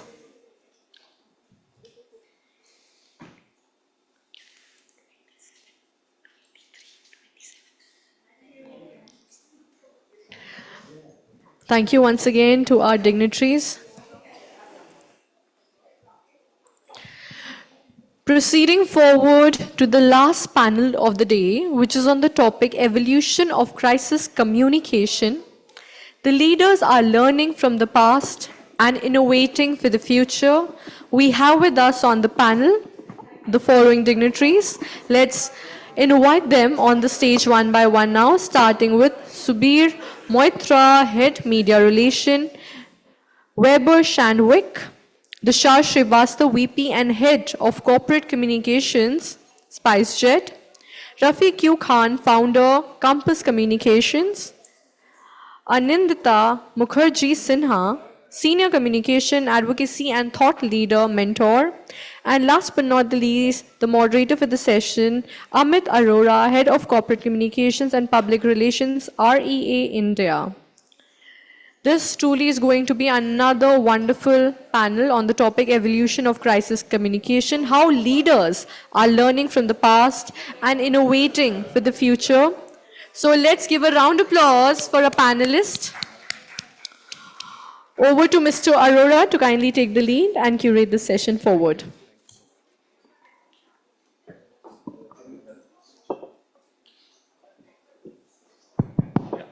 Hi. Good afternoon, everyone. It's a pleasure to be here and moderating such a bunch of wonderful panelists. Very interesting topic, though we are just the last panel. We'll try to gauge as much attention as possible from you all. Very interesting topic in today's time, and that too, if we talk about crisis communication, in today's day and age where, we live in a screen age, I would say, as I always like to say that, we are living in a screen age where we are always on the screen, we are always on the move, and, we are very vulnerable to a lot of crisis, and it can struck any time. So, I think let's quickly move. I would say, Anandita, why don't you start with, setting the context that, how the crisis communication for corporates has transformed over the years. Maybe, what we can do is you can highlight what you think are top 2 most transformative change that you have seen in last 8-10 years. You can begin, yeah. Okay, thanks, Aman. There's always an advantage when you get to speak at you're the first speaker. So they are a little short of points, but I'm sure their experiences are so huge that they won't be short of points. Okay. We have a lot of stuff in crisis communication and the kind of people we have, I'm sure people have a lot of stories to tell. I don't want to put them into crisis. No, but I'll just the time has evolved. We know that it has evolved, and crisis, the type of crisis also, maybe the patterns have also changed. For corporates, I think they become more practical because initially it was journalism and PR who used to talk about crisis. Now it is the age of digital media. So as we can leverage that also, a few points, what corporates have started doing is many of them, there are 3 phases of crisis we all know, broadly speaking, pre-crisis and the crisis time and the post-crisis. No matter how many manuals we create or we have a SOP followed, at the time of crisis, what the most important thing which the corporate or the person responsible can do is to keep calm. That's the main thing, because what happens is when you are in crisis, you become very emotional, and then you react in a way which is not well accepted by the public. So that maturity has come. Why? Because of the real-time information dissemination, because of the social media. So this is definitely one part of it. And second thing is, we can see the leadership comes and speaking out. Because nowadays in LinkedIn, if you see the leaders, how many people really knew that the leaders, where they are speaking or where their comments are available, unless you read an article or a magazine on newspapers, but they are all on LinkedIn. So they also know, since every third day I post something, I am visible, my visibility is much they have understood the importance of being synonym to the brand. Synonym to the brand, so they have become more responsible in terms of reacting to the crisis. Correct. That's definitely Tushar, we would quickly would like to switch to you, and I'm sure the place which you are sitting, SpiceJet, you face every hour. Every day. every day, every hour. So corporate communications, and especially crisis communications, is a very dynamic and evolving role. It's important to remember that every crisis is different, and there's no one size fits all solution. What may be the ideal response for a particular crisis may not work for another situation. And even after spending 20 years in journalism and 8 years in this particular role at SpiceJet, when I reflect, after a crisis, I think, I could have done this thing differently and I shouldn't have done this. And every time, there is a new learning. Correct. But crisis communication, I feel personally, has changed in the way that it's become more proactive than being reactive. Especially in the age of social media, you need to respond very quickly. And the response has to be very quick, and you need to be very honest. There has to be a method in the madness. Yeah, and every single person, a social media user, is now a reporter in itself. Absolutely, So to think that you can hide things and you cannot be honest doesn't work. You need to be very honest. You need to offer solutions, and you need to have empathy. However, I personally feel that in today's environment, when sensational news scores over everything else, it's very difficult. Beyond a point, if there is a crisis, nothing much can be done. This is my personal view, and I faced it very regularly, a situation like this. And see, the moment a sensational bit of information is associated with the news, then it gets a lot of traction and non-beat reporters jump in. When non-beat reporters jump in, then it becomes very difficult to control. Yeah. Free-for-all situation. Yeah, it's free for all. You know, as a former journalist and a communicator in my present role, I can know X number of journalists. You and people around you can only know X number of people. We cannot know everybody. And once these non-beat reporters jump in, then it just goes out of control. Subir, I would like to come to you, and you would like to add to what Tushar and Anandita has said. Yeah. Sure. Good afternoon, everyone. So a couple of things. You were asking about the evolution, right? Absolutely. So first top two according to you. Top, yes, sure. One is definitely it's become much more evolved than where it was 8 years ago. It's more tech-enabled. It's much more human-centered and very comprehensive now. Second thing is that there's a lot of effort that is being put by the corporates for training the top-level people. That's something which I'm seeing. A lot of media training happening around crisis communications is something that I'm seeing very, very rampant. We are being asked to kind of give training on various issues, and specifically about social media crisis management, as to what are the do's, don'ts, how you should react, what you should say, what if your competitor is in trouble, should you be reacting to it? Those kind of things are coming up. You should not get into the trouble. So those kind of things are something which I'm seeing more often. Rafi, so would you like to also put some light on how the consumer behavior has transformed over these years to begin with, and then First, let me answer the two things that you asked. What I've noticed in the last 10 years, one is more transparency in dealing with crisis. I think the organization which is involved in it is ready to share far more than they were ready to share earlier. And second is direct communication, which means that whenever I've been involved in the last 10 years in crisis management, it is not only about the media. It is how do we communicate with the authorities, how do we communicate with our audience, how do we communicate with our investors, how do we communicate with our internal audience. So I think it's evolved a lot where we are playing a much larger role as communicators in managing crisis today than we did before. The difference in audience or your consumers, I think they are far more vocal now than they have ever been. Whether it is to stand by you or to throw brickbats at you. In both cases, your audiences come forward much more. Today, we are all opinion makers, and we love to do that.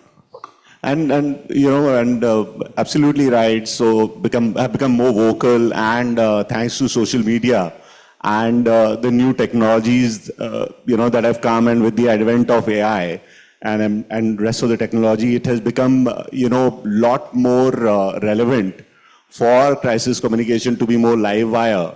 Subir, I would like to begin with you. If you can talk about how these things have, changed or evolved the crisis communication manual.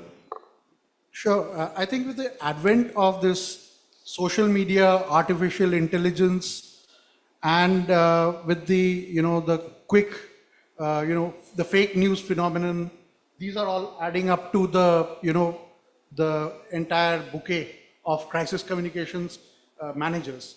So I would say that, the way it is gradually shifting is that, the element of, when and where and at what time we need to kind of communicate, that is becoming more crucial. And therefore, many times we see that, though we are getting enabled by artificial intelligence or social media, but I think as professionals, that expertise, that experience, and that, the sense of timing about what to say, where to say, whether to say, those kind of things will still remain the same. But definitely the time to react these days are definitely going down. It has gone down drastically. Yeah. So Anandita, you would like to add something that, how tech is enabling or has become a problematic thing? Yeah. Yeah, well, I would say both. Not tech is not becoming a problematic, but now we have digital stakeholders. So what as the technological advancement happened, we have progressed on other fields also, because you see there's a behavioral research, because the behavioral pattern of the audience, because of the real-time communication or channels, has changed. They have, as he rightly said, very vocal, not only very vocal, we know citizen journalism, we know how they make many people are opinionated. So the organizations, they have to go as per the pattern, and I think many organizations, they are building up a community, if I may call pre-crisis. It's not a pre-crisis, but building up a community is building up their credibility. Because they know nowadays people have stopped, reaching out to media, or people have, a lot of avenues to get the news, and these kind of new influencers have become a source. Hence, community becomes important. Community becomes important. So what happens is, when the credibility is built, even a crisis can happen. So even if the crisis has happened, people believe that, okay, there are credible people, there are credible brand. We see the face of the crisis, the leadership, we see who's the leader. He comes out on social media, so he can talk, he can own the crisis, he can talk about the immediate measures. And as someone said already, either Subir or Rafiq, that empathy plays a very major role. So I think that stakeholder approach, that's digital stakeholder approach, if we keep, I think that definitely will help in building up what we really intend to do in terms of handling crisis. Tushar, I would like to get your thoughts on, how you are building your, digital ecosystem in this kind of scenario. So Amit, social media is both a challenge and an opportunity. Challenge as in fake news and rumors spread very fast on social media, and but it gives brands an opportunity to directly communicate with the customer, and clear misinformation and provide updates. So there are both positives and negatives, and it's completely changed how you handle crisis. However, I, coming from the old school, think that AI tools can help you, assist you a lot, but nothing works like personal relationships with journalists, with the media. Absolutely. Investing your time. And the experience. So that is what helps when you're handling a crisis. You need to get a good story out, a bad story stopped. Or you need to stop a story. Yeah, so, that is where, that is the challenge, and that is what we've signed up for, and we do get such requests very often, and day in, day out. Yeah. So that is a relationship we should all invest in. Absolutely.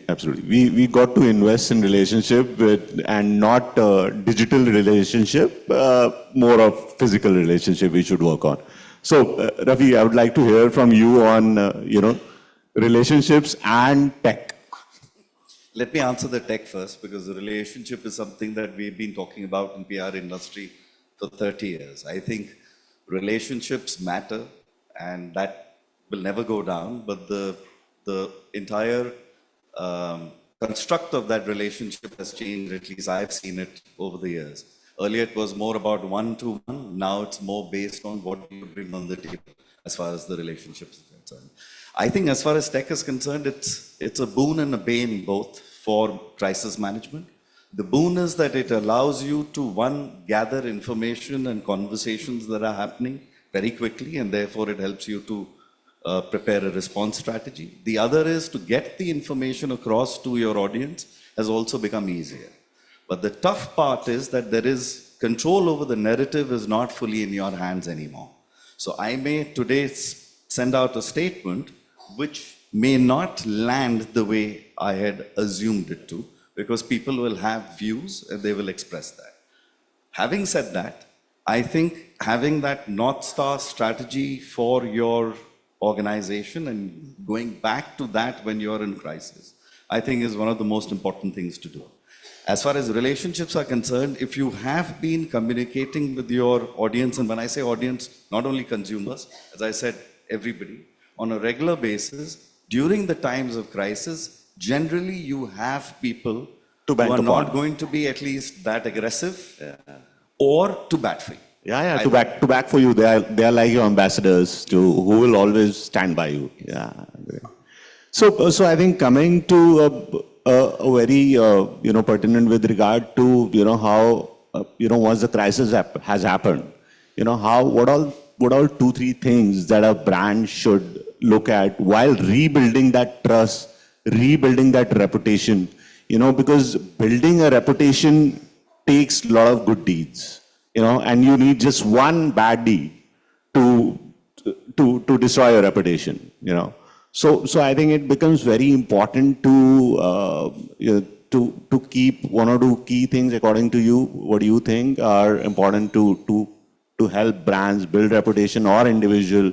We keep seeing a lot of examples in the panel before this. A lot of examples were there. So yeah, you can start. Yeah, I think 2 things. Identify your stakeholders whom you need to talk to very clearly. Second, have a narrative in place. Third is choose the right mode of communication for narrating with them. These are very important because you have to speak to them quickly, fairly quickly, decide upon the frequency in which you are going to speak to them, have your narratives in place. I mean, don't misfire, and it's not necessary that you have to have the top guy in front of the media or in front of the public. Yeah, rather don't talk, yeah. Yeah, so be very calibrated about the whole thing. So these are a few things that I have learned from this. Yeah, Rafi, you'd like to. My favorite topic, that's why I snatched it away. I think most organizations, and especially in India, I've seen this more, we believe that the crisis is not going to happen. And therefore, we do zero preparation for crisis. Even the Tata example that was given, I think in the environment that they were coming out with the ad, they knew that there could be backlash. The question is, were we prepared for the backlash? Did we do our preparation training, question and answers, various scenarios, and plan for it? I think most of the organizations don't do that. The second thing that the organizations don't do, in my opinion, is once you've gone through a crisis is not over. It is that flare-up, that fire, or that burst of fire has got over. What are you doing to ensure that similar thing doesn't happen again, or similar crises don't happen again? Absolutely. A lot of organizations don't pay attention on crisis recovery, which is equally... People believe, when the bridge will come, we'll cross it. Yeah. Exactly. That's the issue. And I see a change in CEOs where they're getting more and more involved when the crisis is there, but I think that's being pushed by the fact that today we talked about activism, we talked about the CEO leading the communication from the front, being the face of the company. But I think they are now more bothered about the crisis, so at least we have them sitting in the meetings and giving us a brief. There's a behavioral change, I would say. There's a behavioral change which has happened at the top level. Yeah. Oh, yes. Yeah. They've become more and more aware how crisis can impact them much more. Earlier, the ostrich thing, if I hide, maybe things won't happen. Tushar, you would like to add something?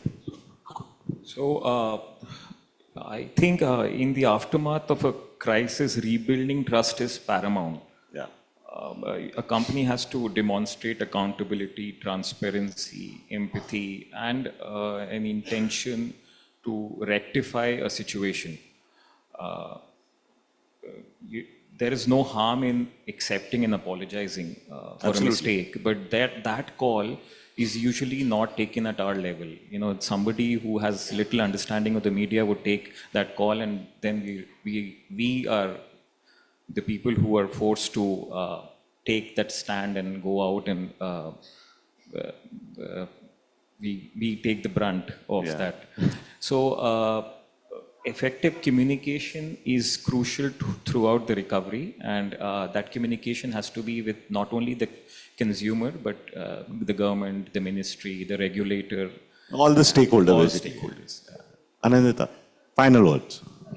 I feel that companies, honestly, especially after the advent of social media, the digital mediums, they have much more a nuanced understanding of what to be done and how a crisis has to be handled, to be very honest. Where I think we can work on is, and when he's saying it is not we are no one, it's not about we or them. Maybe as communicators, we need to, because we are the reputation custodian as corporate communication. Yeah. So we can guide them, we can suggest, we can, if I may not say advice, post-communication activity, hardly any company they have planned.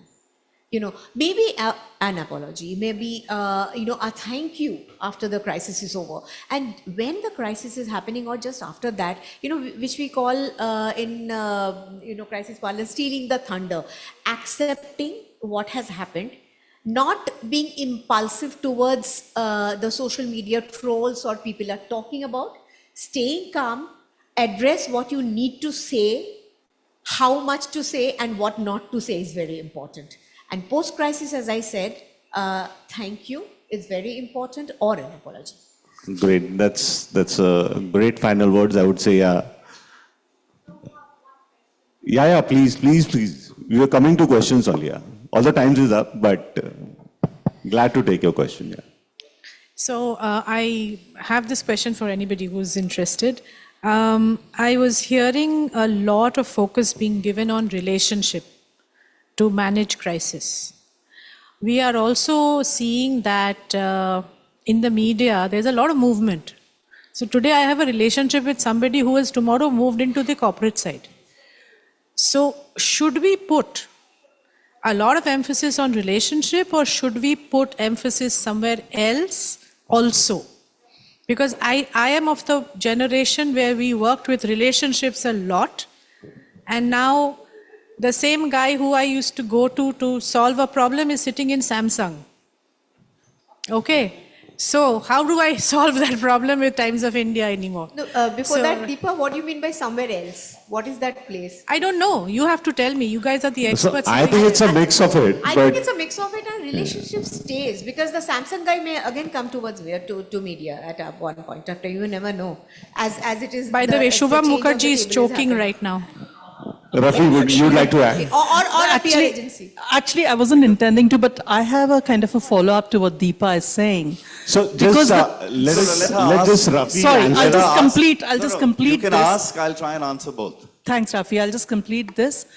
Just to follow up on what Deepa is saying, I think, and as people, ex-journalists on the stage as well, if there is a really difficult, challenging story about especially a listed company or a big company, I doubt any journalist worth their name would give that story up for or their byline. It's their career. At most, they would do is listen if you have a valid perspective or a quote or a background briefing or whatever. That's the max. So would we be focusing, is that relationship dependent or is that messaging dependent? Well, if you remember when I spoke about crisis, I said it's no longer media management. It goes much beyond that. So most of our relationships that we have with the media person. And in my handling of crisis, when I was in Comm, I was handling only crisis because that is what I was hired for. And I realized that all my relationships fell to the wayside. Even when I had used my media buying agency to put pressure on the publication not to print the story, the journalist went and printed it on his LinkedIn, on his whatever platforms he could. When I said relationships help the media person understand your organization. And therefore, when a crisis breaks, there are possibilities that he is not going to make wild allegations in his story.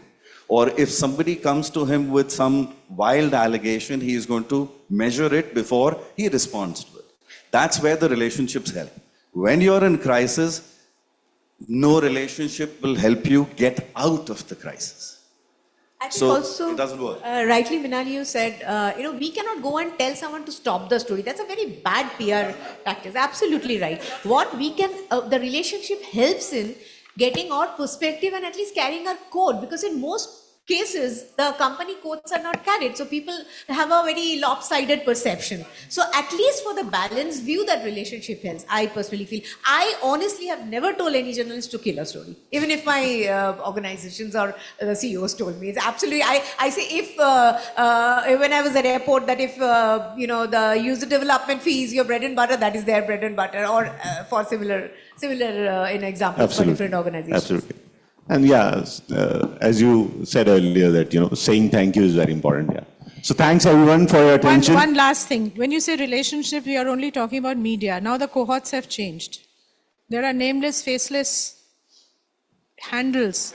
So- Please reflect on relationships in the midst of that. Relationships across spectrum. Agree, Deepa. And that's what I first when I spoke, I said digital stakeholders. That's very important Across to build spectrum, up a yeah. community based on the digital stakeholders and your reputation, pre-community development. We are, time is up, I think. I'll just take 30 seconds to answer that. I think relationships today have become far more transactional than they used to be. Keeping that in mind, if a company has been communicating recently I went and trained a chemical company who are very, very prone to crisis because spills and things like that.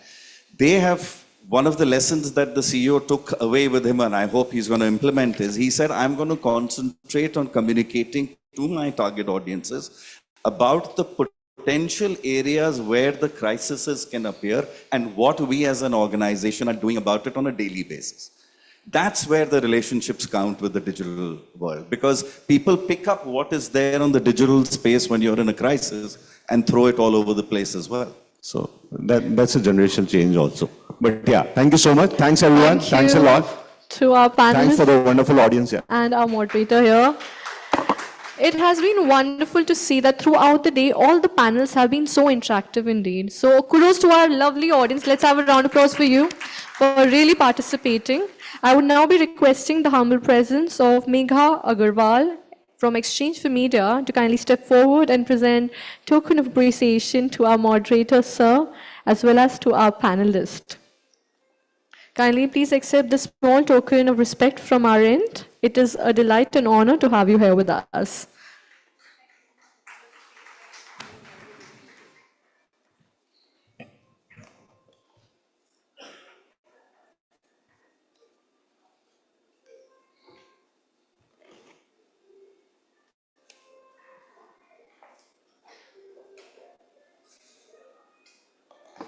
I would request all of you for one photo op before we move on to the next segment. Thank you very much.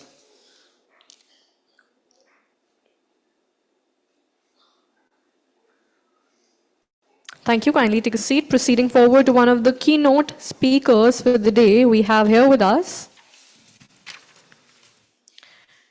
Minari Shah, Director International APAC, EU, the TAM-owned content and channels Amazon, who is going to be speaking on the topic of Comms 2.0, the future of communications. Let's welcome Ms. Shah with a huge round of applause, please.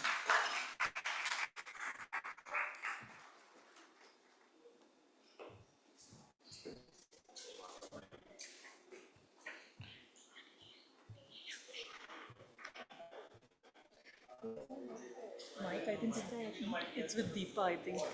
Mike is on that table. Deepa ke paas hai. Check. So everybody in the room, Miss Minari Shah was also the honorable jury chair, because of which most of the winners are here. Can we give her a quick round of applause, please? Louder. Yeah, the winners are there because of their work. But No, yeah, absolutely. But thanks to her and her graciousness. Yeah. yeah, hand mic is good. Check.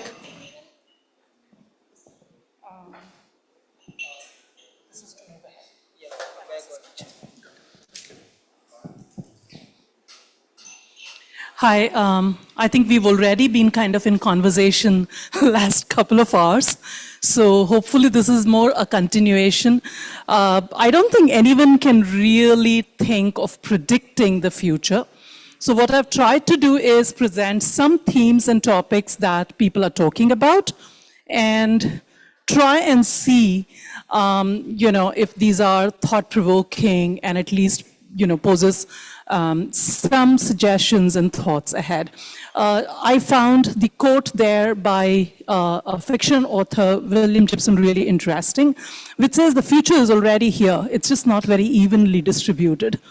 I think in a country and a world where all kinds of things exist, from the most AI-generated things to where people are still using bullock carts, people are still using different kinds of marketing, different kinds of PR strategies. People are using ad value even today, which one thought was the age of dinosaurs, and so on and so forth. So I thought this was good to talk about that, yeah, future is here, or is it? So taking that further, I think one of the conversations I hear a lot about, and by the way, these are going to kind of touch upon a few different themes. It's not, but one of the themes that everyone's really talking about is what is PR today? Is it PR? Is it marketing? Is it policy? Like, where exactly are the boundaries? And I have heard at least some people feel challenged about it, feel worried about it, feel like, how do we really draw the boundaries? My recommendation is see this as a fantastic opportunity, because there was never a better time to be a PR or a corporate communications professional than it is today. And the reason for this is no other function really looks at all stakeholders. One key one, which I remembered in the flight after I had sent this presentation to Ritika, was I've missed out one of the most important stakeholders, which is really policymakers or regulators. But really no other, not marketing, not government affairs or public affairs, nobody talks to every single stakeholder. And I think that, to me, is the most important part, and that should really inform and redefine what PR strategy is. Because you're now talking to different stakeholders. Are you talking to all the stakeholders all the time? No, you're not. I think the important piece is therefore to sit down with the business leadership to understand what is the most important thing at that point in time. That point in time could be a quarter, that point in time could be 1 year, that point in time could be 5 years. 5 years is too long. I don't think anything exists for 5 years today. So it might be like, a quarter to 1 year or 2 years. Certain big goals, for example, at Amazon, we have the climate pledge thing, could be a multi-year goal. But by and large, it's talking about a larger frame of time, and therefore looking at which stakeholder are you really most interested in, and therefore defining your strategies and therefore the related campaigns to those stakeholders. And then working in partnership, whether it's marketing, whether it's HR, whether it's policy, whoever are the right leaders to work with. And therefore, I think there's too much time spent on media relations in these conversations. I think, there are times when, I have spoken to certain media people and told them, even when I was doing pure PR till about a year back, I don't do PR anymore. In the last 1 year, I've moved into a completely different non-media role. But even when I was doing, that, I said, media actually took up a very tiny part of my time. And it's really important that we began to think of what really is it. And in the last 1 year, as I've taken on my new, there's more and more data that the thing which really dominates is search. Google search dominates in not just quantity, but in trust.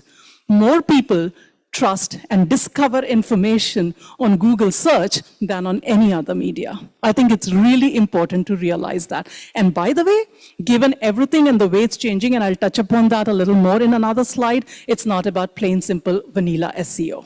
It's far more than that. So I think it's important to realize that just media relations is not going to help you. Owned media, yeah, I mean, obviously I'm biased towards it. About an year back, I moved into a role which heads what's traditionally called corporate blog. We internally hate that word. We call ourselves Amazon News. It's an external facing channel. I head that for everything outside of the US, so I'm obviously partial to this particular piece of information, but it's very interesting that in many countries, owned media for many themes is given as much credibility as traditional legacy media. We have data for it. So we are a company, as you know, which works and lives and breathes by data. So there is actually data.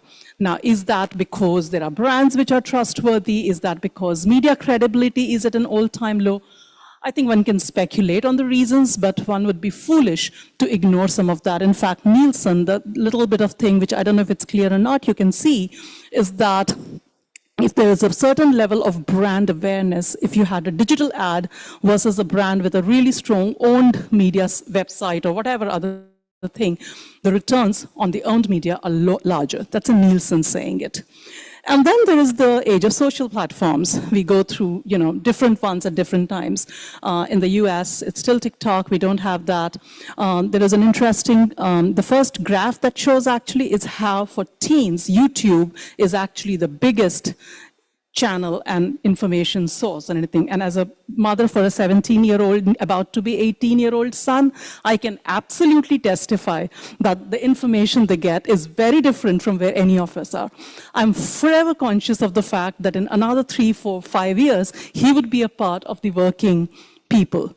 I'm very conscious that at nearly 18, he's already Amazon's customer in multiple ways. How are we talking to that generation? They're looking at TikTok, they're looking at YouTube, and oh, by the way, that middle piece that you see, it's a Reuters story, which is saying fewer people trust traditional media and turn to TikTok for news. It's, written out there in plain black and white. As I said, where do the young find the information? I find it utterly fascinating. My husband and I, both from within the media-related industries, are forever telling my son that, hey, you know what? You must go read the papers. He doesn't. And yet, he seems astonishingly well-informed on very esoteric topics, from what NASA has said about planets to what's happening in the sports world, to Liam Payne's, tragic death, to UK economy going down, random topics, climate change. And I'm always surprised, where are you getting that information? So I've been doing a little bit of a deep dive on that.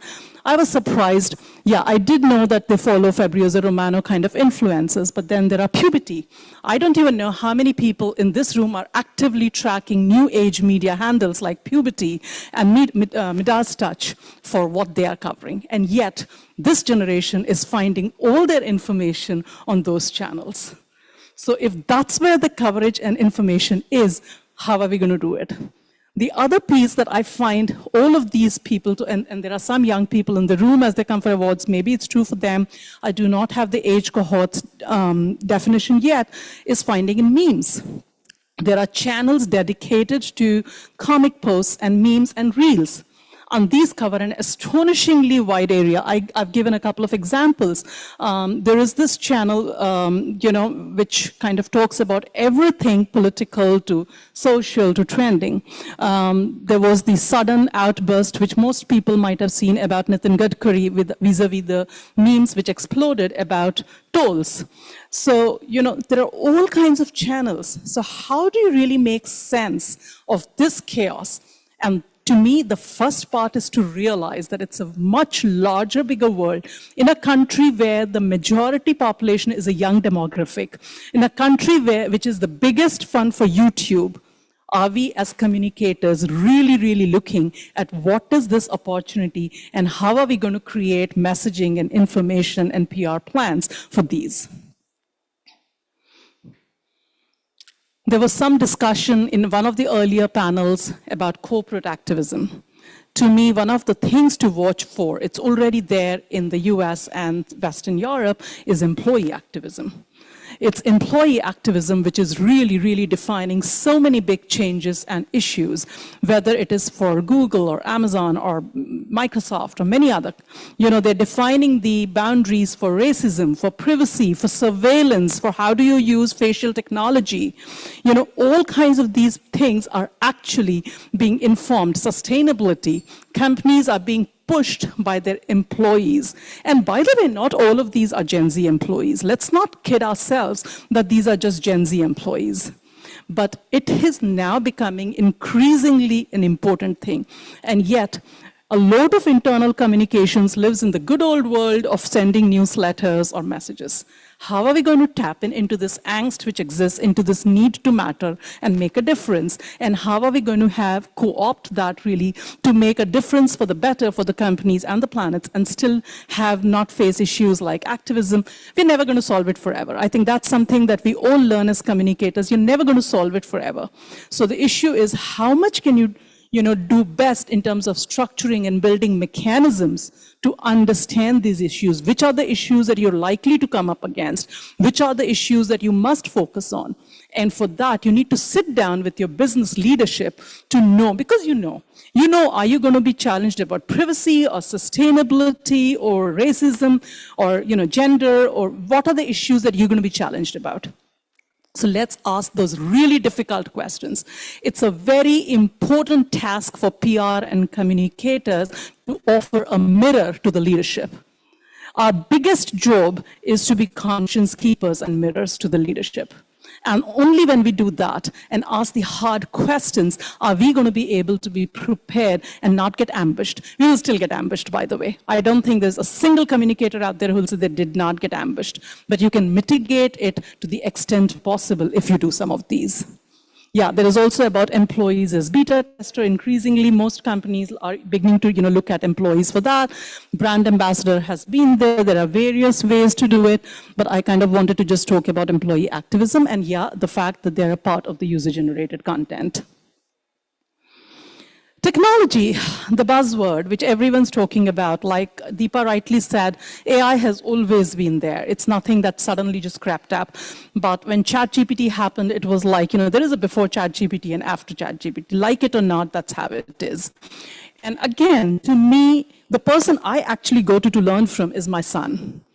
These are the kids who are doing their assignments using ChatGPT plus Claude, and then using Zero GPT to understand how much of it is showing up as AI, and then using humanizing apps to kind of rectify it. And teachers are increasingly becoming smart to this and are giving them assignments which are thoughtful. So I don't think it's all doom and gloom. I think it'll just make us sharper and we will learn how to use this. Already the basics are there. Yeah, people are using them for translations, to create first drafts. I think what really matters is that you recognize the limitations of these. There are limitations because it's not fully accurate. It just pulls out data and information at an astonishing speed. It is not always accurate. So I think our jobs for, as media and journalists and people and content creators use these, as well as we use these within our teams, will be to really fact check, to really have rigorous mechanisms for that. Rigorous mechanisms on privacy.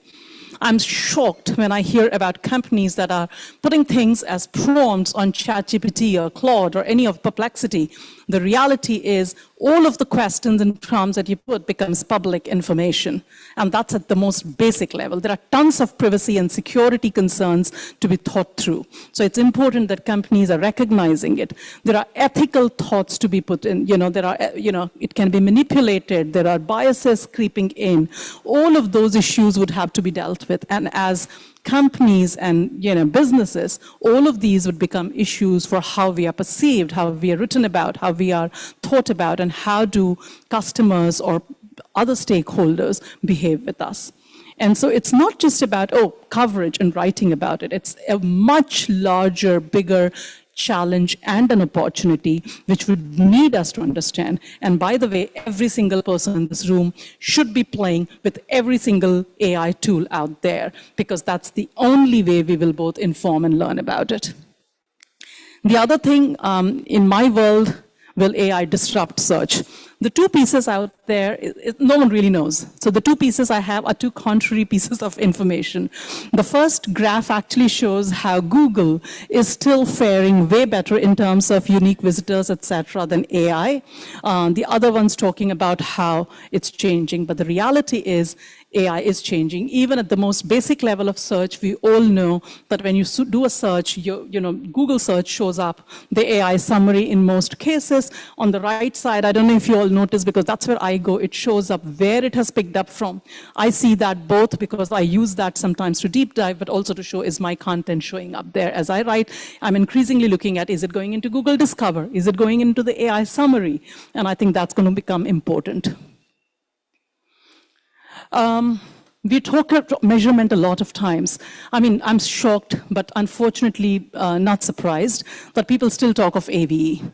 And in this day and age, even saying things like, when someone tells me that, oh, Economic Times got me a coverage, I said, unless you got front page headline coverage, you most likely it doesn't matter. No one's really reading these. I've actually now gone and asked for page views to mainline medias, and I'm shocked that some stories, they get less page views than my channel does. So the reality is, certain topics are being read a lot and certain topics are not, and it's really important. So that interesting blue diagram that shows, you can't perhaps read it, is that 800 articles were placed in a very large readership media, and those squares represent the actual readership that each of those 800 pieces got. So there are pieces which have big squares, and then there are those tiny places. And what the other one's saying is that there are certain niche media which actually get better readership than the bigger media because of the kind of visitors and so on. So it's becoming more and more important for us to be very precise. This is from a company called Memo, which we work with to do some of these measurements. So that's where I've got this from. So I think it's also important to use data as an input, not just as an output. I think it's really critical. Are we at regular times reiterating and looking at, like, what is the data showing? What is the perception needle? Who are we measuring? How are we measuring? Building loops and cycles around that, and doing this as a long-term piece is really important for long-term perception management. Everyone talks about that. So yes, can we stop thinking of PR as spin? And there is a whole bit of stuff around greenwashing and unauthentic. On the right corner, you see there is this handle which does these greenwashing memes. This one is for Shell. They have a lot of other companies similarly. So there are questions being asked. On the Hindenburg-Adani issue, no one really knows where the truth perhaps lies, but the reality is there are these issues which are dominating the headlines, and they're all coming from all these questions around governance, around regulation, around sustainability. And these are going to get even more and more important as regulations like GDPR and similar GDPR-type regulations coming up in Australia, coming up in India, coming up in many other countries will actually become even more dominating. Final point, yes, argue and make sure that you have a seat at the table, because there's no other function that looks at everything. If there's an HR issue, if there's an investors issue, if there is a political, I thought the McDonald's letter after Trump, when there was a fantastic PR effort to kind of balance it and give it out. So, the OpenAI, when Sam Altman was fired, I mean, there are a whole bunch of issues, and really a good communicator or a PR person will be needed for each and every one of these issues. And yeah, it's global, whether it was the 2008 Lehman crisis, which there's enough data to show, had it been better managed by central banks, could have been, it could have spared a lot of the kind of crazy viraling of that issue, to, of course, the trickle branding. And my final word, the chief of comms is always the CEO. From a Steve Jobs and Indra Nooyi to the recent Kunal Kamra and Ola controversy, it's always. So make sure you're working with the CEO, and therefore you need a seat at the table. You cannot be reporting into marketing. You cannot be reporting into HR. If ever they're telling you that, or you're doing that, go have these conversations. Start it now. And that's really it.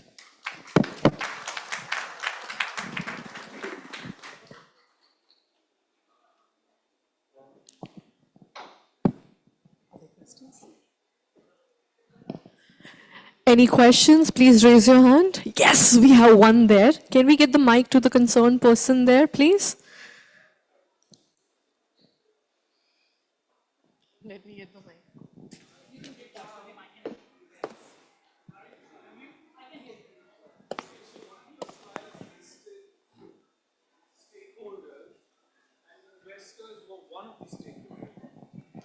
How do you prioritize your stakeholders when you come to a crisis situation where, at the end of the day, the board really puts a lot of pressure on the share price, but there are stakeholders beyond investors that are important. So who fights that battle for the rest of the stakeholders? And I've not been there, so I want to understand, is it really a battle, or is it clear that the shareholders will always come first? Can you hear me? I'm sure every company, Girish, has its own difference. I don't think there is a generalized answer. I work with a company that says customers are the first and foremost priority for the company. So the customers are asking hard questions around sustainability and many other topics. But this is the company, Jeff Bezos famously, back when the company was a few years old, like 2 or 3 years old, just around the dot-com bust time, when no one thought Amazon would survive, Jeff, in one of his famous shareholder letters, all his shareholder letters are famous, actually said, if you do not want to invest for me for the long term, if you're looking for a quarter-to-quarter thing, do not invest in my company. Because I'm not going to be driven by quarter to quarter. And we are going to look at long term. And we are going to look at what that long term impact is. So I think it varies from company to company. I'm pretty sure it also varies from the point in life that a company is. All these are, of course, my personal opinions. There's no accepted wisdom around it. But I would say that there are points in time when policymakers might be the most important for companies, especially in Europe with everything that's happening. Policymakers, for ESG, for GDPR, for a whole bunch of things are extremely important, and one simply cannot ignore them. So I think it's a point in time and point in life of the company. Well, that was quite wonderful indeed. Thank you so much, ma'am, for your humble presence here. I would request you to stay back. I would now be requesting Ms. Anjana Yadav from Exchange for Media to kindly do the honors of presenting a small token of appreciation to our dignitary here. Ma'am, kindly please step forward and take center stage to accept a small token of appreciation from her end. Can we have a round of applause, please, everyone? I know it's post-lunch. You are craving for tea time, but we need the enthusiasm level high. The louder you clap, the more everybody will feel pumped up. Thank you so much. Thank you, ma'am. Thank you for your humble presence here. Proceeding forward to our next segment now, I will now be requesting Mr. Tushar Srivastava, VP and Head of Corporate Communications, SpiceJet on stage to discuss and share insights about his recently released book. I'm sure you have taken out time to explore that outside on the registration counter. Can we have a round of applause for sir here, please?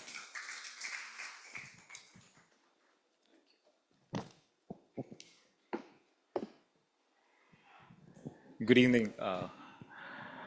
My name is Tushar Srivastava, and I serve as the VP and Head of Corporate Communications at SpiceJet. I would like to begin by expressing my sincere gratitude to my friend Karan Bhatia for this wonderful opportunity and platform to address my fellow communicators, many of whom I have known for many years. Thank you. I am here to introduce my debut crime thriller, The Number You're Calling Is Switched Off. Before I continue, I would like to request the team to play the book trailer.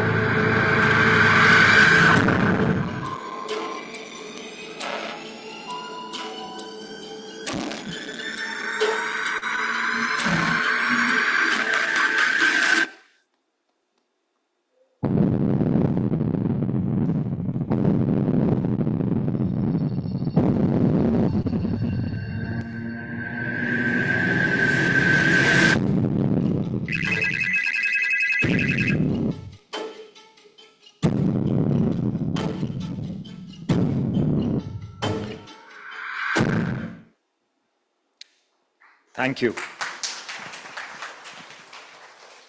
There's a saying that everything in life happens for a reason. Often it's only in retrospect that we understand why certain events, which may have seemed insignificant at the time, unfolded the way they did. In my life, many such moments have revealed their true purpose over time. One such moment, nearly 2 decades ago, planted the seeds for the number you're calling is switched off. I spent 17 years as a journalist, primarily covering crime, a beat that earned me recognition and respect. Yet, when I transitioned to the Business Bureau of Hindustan Times, later in my career, I found myself starting from scratch. Younger colleagues with less experience were already well established. I often wondered why I had wasted so many years chasing stories at police stations and courts, racing to crime scenes, and standing in the sweltering Delhi heat outside hospitals for post-mortem reports.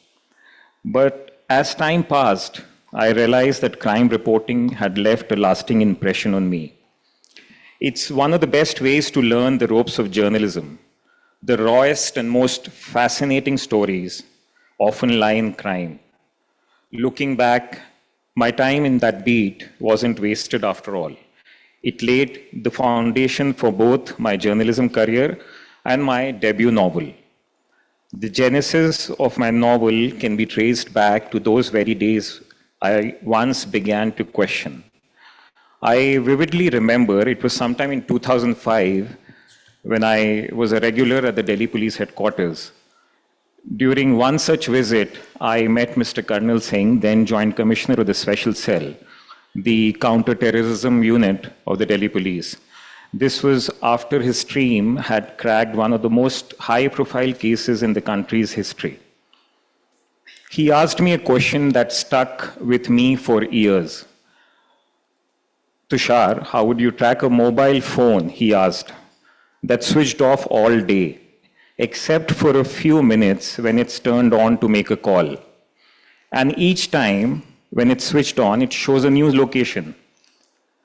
I thought there must be a way. Can't the caller be traced through the documents used to buy the SIM card? I asked. Yes, he said, but what if the SIM card was bought using forged documents?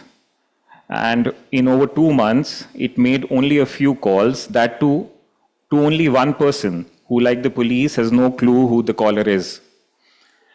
This wasn't a hypothetical question or a case. It was the Amar Singh phone tapping case, which created a political storm and shook the country. A faceless, nameless man made sporadic calls from different locations, evading the police at every turn. The complexity of the case fascinated me.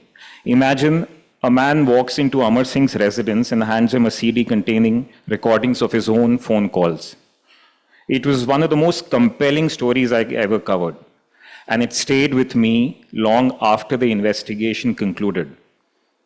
Years later, when I shared the story with my wife, she immediately saw its potential. This could be the plot of your first novel, she said, and she was right. The novel is a fictionalized account inspired by real-life events.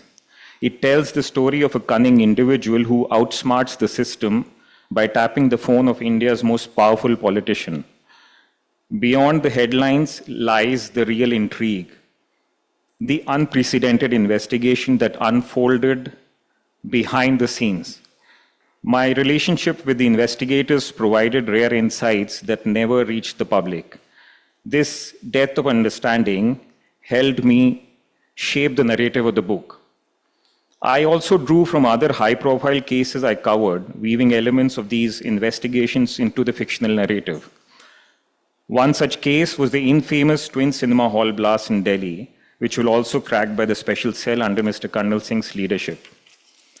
The investigation remains one of the most memorable of my career, and its echoes can be found throughout the novel. The response to my debut novel has been overwhelming. Initially, I was apprehensive. Why would anyone read a novel by a first-time author? But to my surprise, some of the most well-read people I know, including some of my former editors, some senior pilots, voracious readers, have told me they finished the book in one sitting. The book reached number 3 on Amazon's global hot new releases crime fiction, which has been incredibly heartening to me. I've been fortunate to receive endorsements from remarkable individuals, including Kiran Bedi, Veer Sanghvi, former editor of the Hindustan Times, John Verghese, principal of the St. Stephen's College, Delhi University, Mr. Karnal Singh, the former director of ED, Jyoti Malhotra, the editor-in-chief of the Tribune, and Alok Kumar, the former chief of the Delhi Police Crime Branch. I hope readers will give my book a chance. If you enjoy reading thrillers, please pick it up. Thank you. Wonderful. Thank you so much, sir. Thank you. And all the very best for your book. I hope you have avid readers. And definitely your next event will be about how much of a success your book becomes. All right, then, proceeding forward now towards the valedictory session, I will now be requesting the humble presence of Mr. Karan Bhatia to kindly come forward and address our venerated guest. Over to you, sir.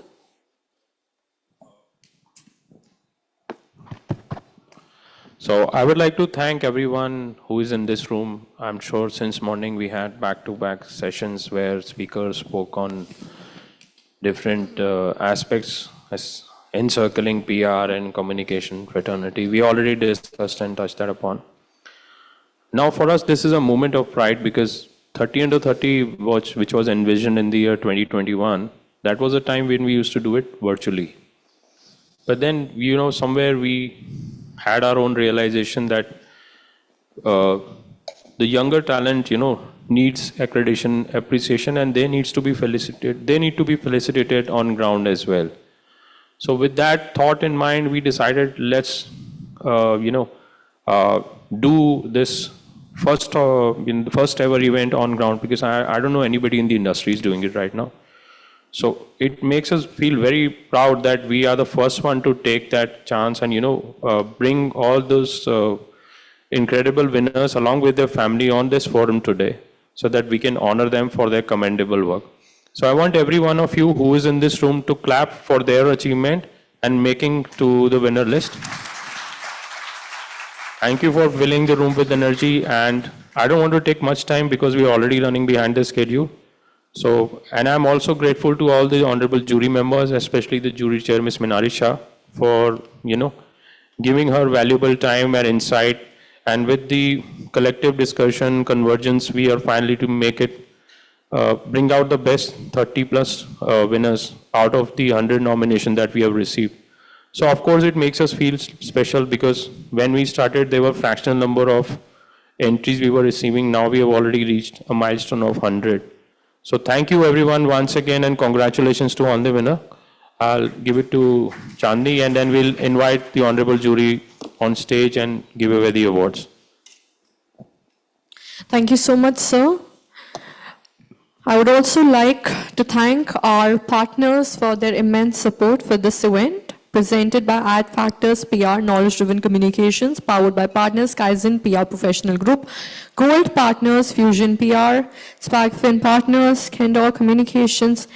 Evian, we are now all set to proceed forward for one of the most important segments of our event here today, our PR 30 Under 30 Awards 2024. Before we begin, a humble request to our venerated guest here. Don't forget to post about this on your social media handles using